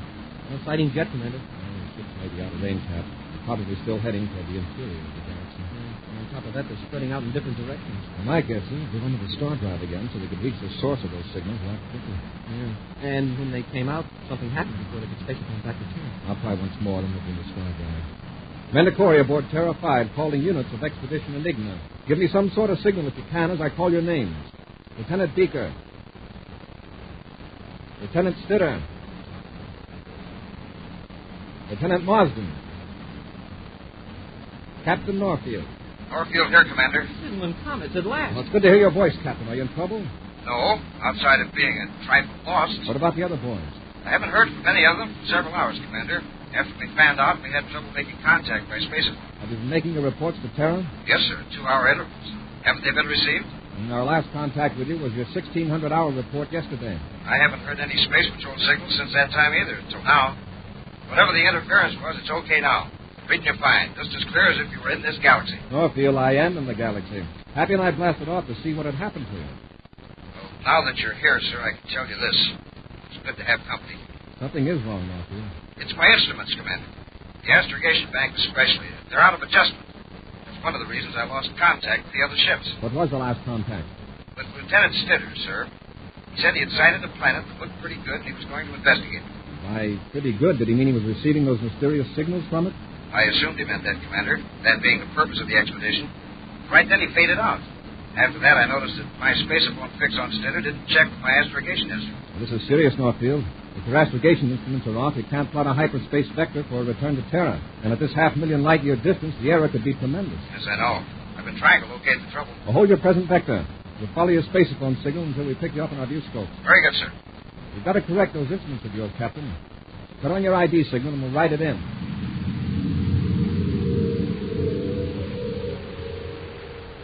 In his headquarters, Meteor, the guardian of Graxok, has finally contacted his chief aide, Sinzana, after considerable difficulty. I've been trying to contact you. What have you been up to? Sorry, Excellency. It's these deflection fields. They're playing havoc with communications. Have you located any of the enemy ships? Not visually, mate. However, I have picked up 2 spacephone conversations. That is, I assume they were conversations. Okay. Isn't your translator working? I've tried all the regular circuit combinations with the galaxy languages, mate. I don't think our translator will handle non-galaxy speech. All right. Don't waste any more time. They are probably exchanging information for an attack. The quicker you destroy them, the better. The Alpha Ray will destroy all forms of life higher than ours. It was designed for this specific purpose. It's hard to have confidence in a weapon that one has never seen used, and one that hasn't even been tested for 10 centuries. It will work. It was designed according to scientific principles. When directed properly toward our enemies, the Alpha Ray will destroy them. Proceed as commanded.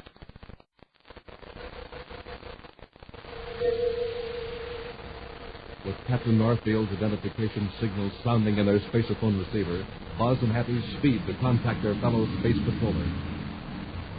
Hey, what's happening to the signal? We're getting closer to Northfield, so we should be coming in stronger. There's a strange drift operating here, huh? Electromagnetic drift. You'll hold this back to maybe they'll clear up again. Commander, the viewscope. There's a ship. Good.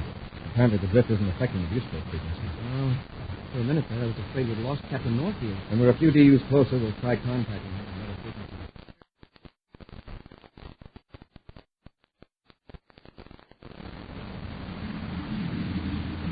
Captain's transmitter must have failed completely, sir. As close as we are to his ship, we surely ought to be able to... That's not a space patrol ship. Hey, it sure isn't. But then what ship is it? Probably a patrol ship from this galaxy investigating us. Put on the frequency scanner. See if we can pick up a signal from them. I'll put in a translator. Right, sir. Transport, Nemok. Sonja Grobek Cirilla. Hold it there. Yes, sir. Vidialano. Red. Toba. Was on the corn. Is he talking to us? I'll try some other translator settings. It's another voice. Same channel. Tasani Brosline. Play him. Oh, he sure sounds excited. Miss Boba. Rick. Rihanna. The enemy is in range. You got it, sir. Beast no more time. Destroy them. I'll make him understand how to put on the translator. Yes, sir.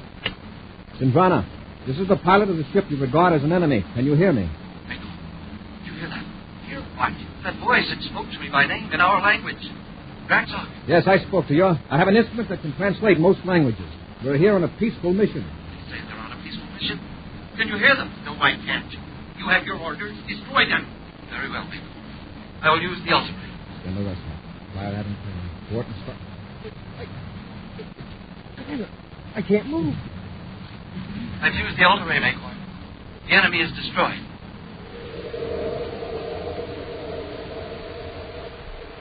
We'll return to Space Patrol in just a moment.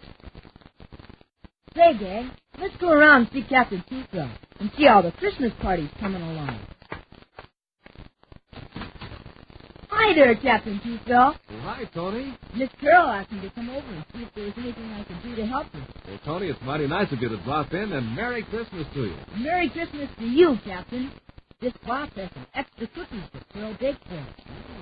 Look, she made lots of Tool House cookies with Nestle's Cookie Mix and semi-sweet morsels. And here are brownies. Oh, boy, and Santa Claus cookies and chocolate pinwheels. Gee, it makes me hungry just to think about it. May I have another? Hey, easy there, Tony. Let's not eat up the whole party before it starts. Okay. Say, I hope you've got plenty of Nestle's chocolate bars. Why, sure thing. See, this whole basket's full of milk chocolate, almond, crunch, and the new Nestle's coconut bar. How's that? Out of this universe. I'm glad you got the big size. What's to drink? Plenty of milk in the thermo freeze and plenty of Nestle's Quick, so we can make all the delicious chocolate milk you can drink. And a big supply of Nestle's Ever-Ready Cocoa for all those who want something hot. Smoking rocket. If this party isn't the greatest, well, it ought to be super cosmic. Well, Tony, I certainly hope so. The gang's been looking forward to Christmas and our little celebration. But right now, we better get the presents sorted and piled up. Now, no fair peeking. I'll see you at the party later. Boy, you can bet on that. I'll be the first through the door. I want to be sure Hap doesn't beat me to the refreshments. And now, back to our Space Patrol adventure, The Lost Galaxy. Buzz and Happy are in a remote galaxy to find 4 lost Space Patrol ships. Fearing an invasion, the Guardian of the Galaxy dispatched his chief aide, Sindrana, to destroy every strange ship encountered. Using his electronic translator, Buzz was able to establish contact with Sindrana. Despite the commander's protest that he was on a peaceful mission, Sindrana discharged a weapon that for centuries has been kept in readiness for a possible invader.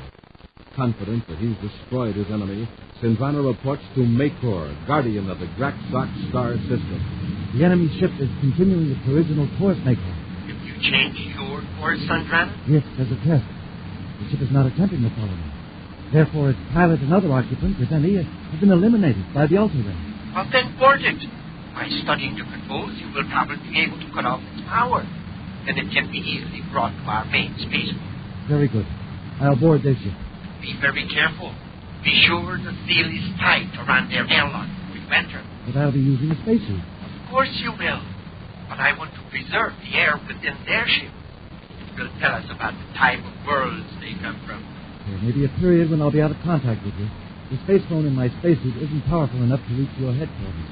Then simply relay it to your ship transmitter. Now hurry. Get aboard that enemy ship. Meantime, Buzz and Happy lie motionless on the deck of the Terra 5, just as they fell when Sindrana discharged the ultra-ray. Moments passed. Then a slight movement, a twitch of Happy's fingers. Now the commander's eyelids flickered.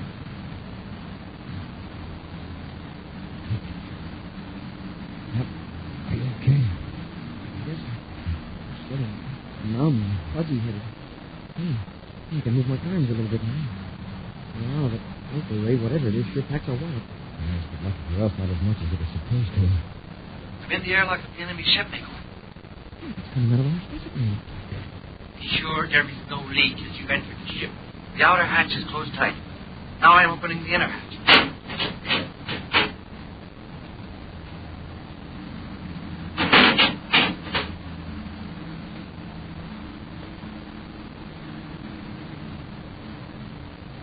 Meteor, what is the matter? These creatures, these beings from another galaxy. Two of them lying here in the control compartment. Stop gibbering. Naturally, they are grotesque monsters. They cannot. You don't understand. Meteor, they're human. They're just like you and me, human beings.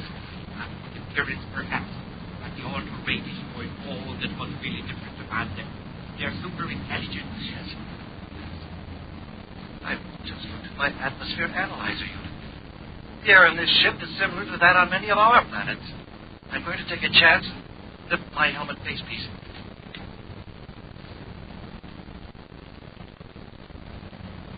Ordinary air. And the temperature is very comfortable. Get to work and figure out their controls. Yes, right away. Strange that beings with heads no larger than ours are capable of such vast intelligence. You are trying my patience, Sindrana. Just one close look. Amazing. Different clothes. They could pass for an inhabitant of any of our... They're alive. You bet we are. I'll handle them, Hap. Meteor, they're alive. It's Sindrana. What's happening out there? Answer me. Hap, cut off our space again. First, we'll have to cut off some diamonds. Yes, sir.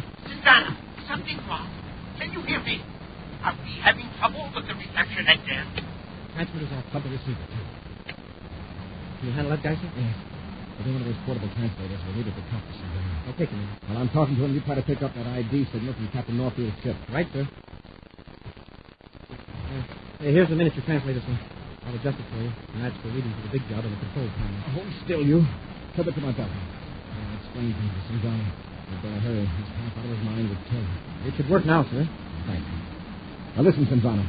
Quiet down. You won't get hurt. I'll let you go now. But don't try anything. We have weapons here that are a little more effective than your alpha ray. Understand? I understand. I came here to rescue 4 scout ships on a scientific mission.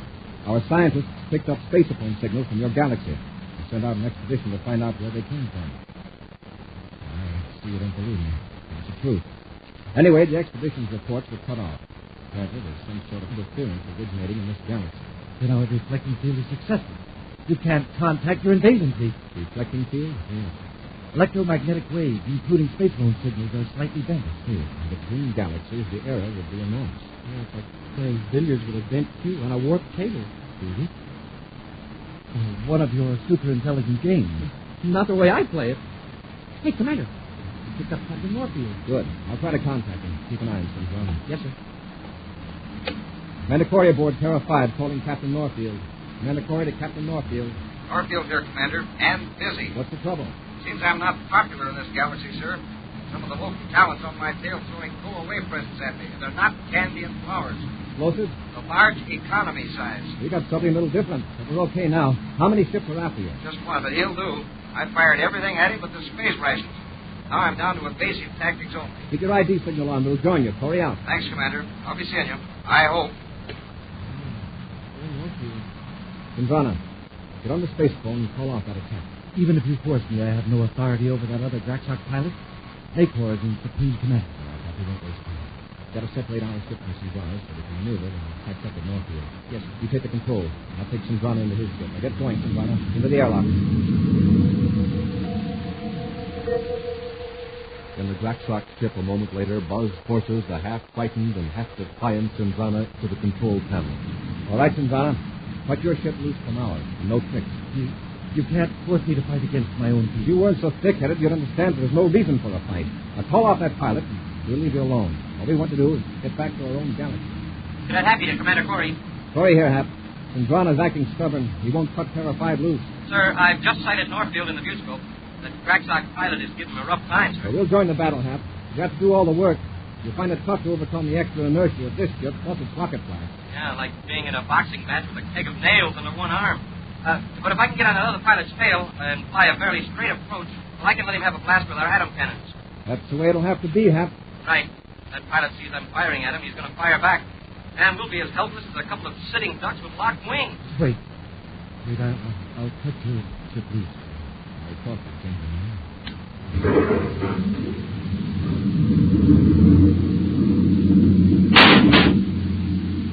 There. The ships are separated. But I won't join the fight. Hap, you're free. The Terra 5 is on its own now. Commander, the enemy ship is gaining on Northfield. If I pulled ahead now, maybe I could draw him off. No, Hap. You'd get you and Northfield both. I'd stand a better chance because I'm in one of the Draxox ships. Hey, that's great. Now stick close, Hap, as though the Terra 5 were still captured. Yes, sir. Yeah, if we can keep that guy fooled for a few minutes more, we can rescue Northfield. Uh-oh. Hey, Commander, this is terrible. What is it, Happy? I just picked up the enemy commander's spacephone channel. He knows we've escaped. He just gave that enemy pilot orders to blast both our ships. You heard that, Sylvia. You're in for it. Let me take this ship away from here. If you run out, Happy will have to blow up that other ship. The pilot is of your own galaxy. Don't you want to save him? He has his orders for Meteor. Now, look, just stun him with your ultimate. The way you did Happy and me, it won't hurt him. You'll save his life. You can tell Meteor it was an accident. Commander, shall I go after that Draxox pilot? Fire some bracket shots around him to get him off Northfield. I'm going to try to operate the Ultra Ray myself. You can't do it. Even with your superior intelligence, a theory I'm beginning to doubt. Let's go, you see, right? Let's see. This control might be right. No, second. Oh, while you're playing with those controls, my fellow Draxox pilot will destroy your friend Happy.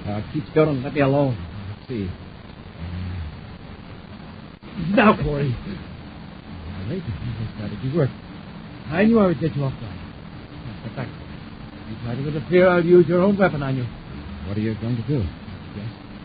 I'm going to focus the Ultra Ray on your Terra 5 and take Happy out of the fight. I'll change my course a bit. So, now the Ultra Ray. Don't touch that switch. Let me tell you now, Corey. When I throw this switch, your cadet will be... Stand back, Corey. I'll fire. I warn you. I'll take my gun back to the runner. I forgot to tell you the safety of it. The gun won't fire unless you press this lock.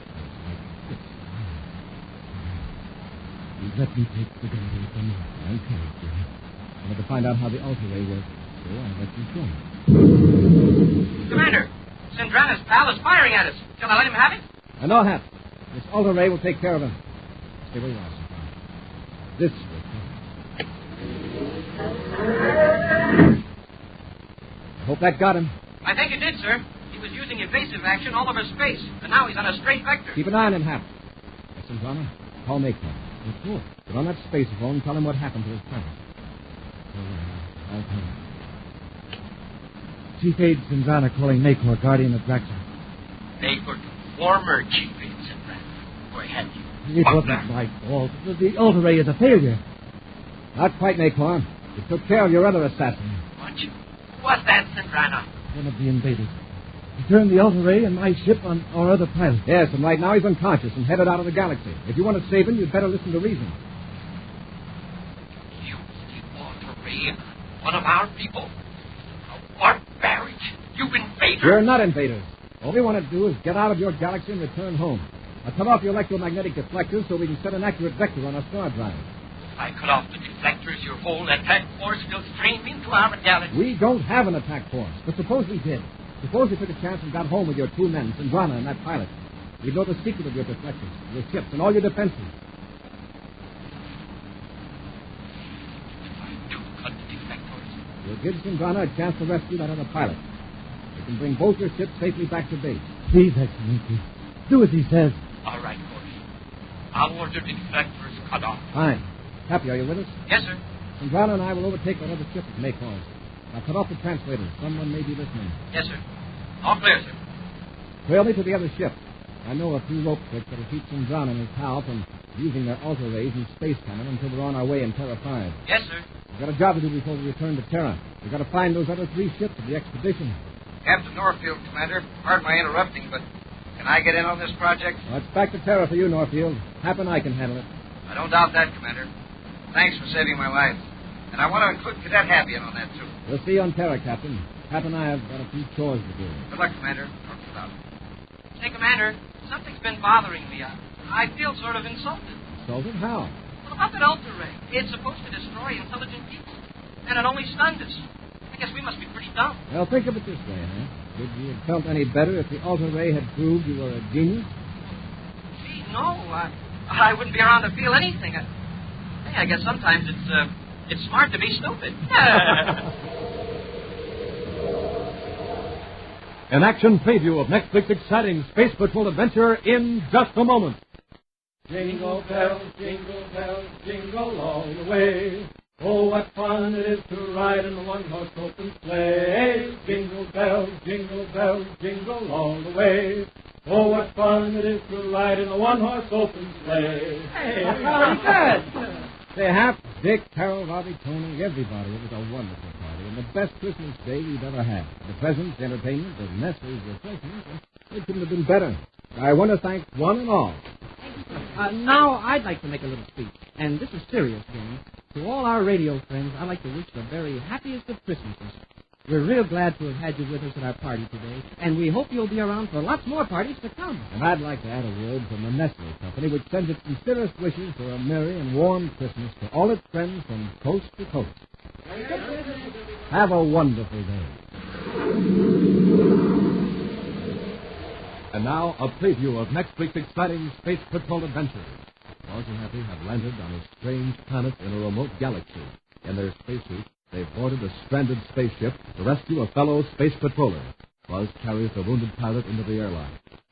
Open the outer hatch, Hap. Yes, sir. Hey, what's that sound? Take a look outside.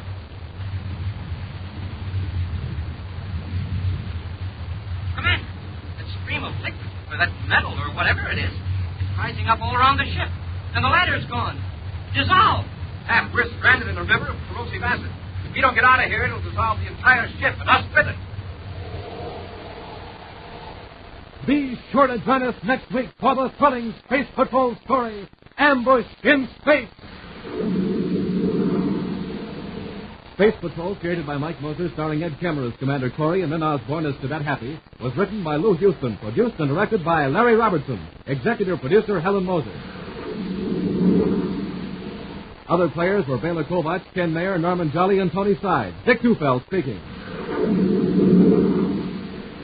Now, don't forget to tune in next Saturday for exciting action on Space Patrol! This week's Space Patrol was brought to you by Nestle's Eveready, the instant cocoa, Nestle's Quick for great chocolate milk, and famous Nestle's chocolate bars. This program is broadcast for Armed Forces overseas to the worldwide facilities of the Armed Forces Radio Service. Space Patrol came to you transcribed from Hollywood. This is ABC Radio Network.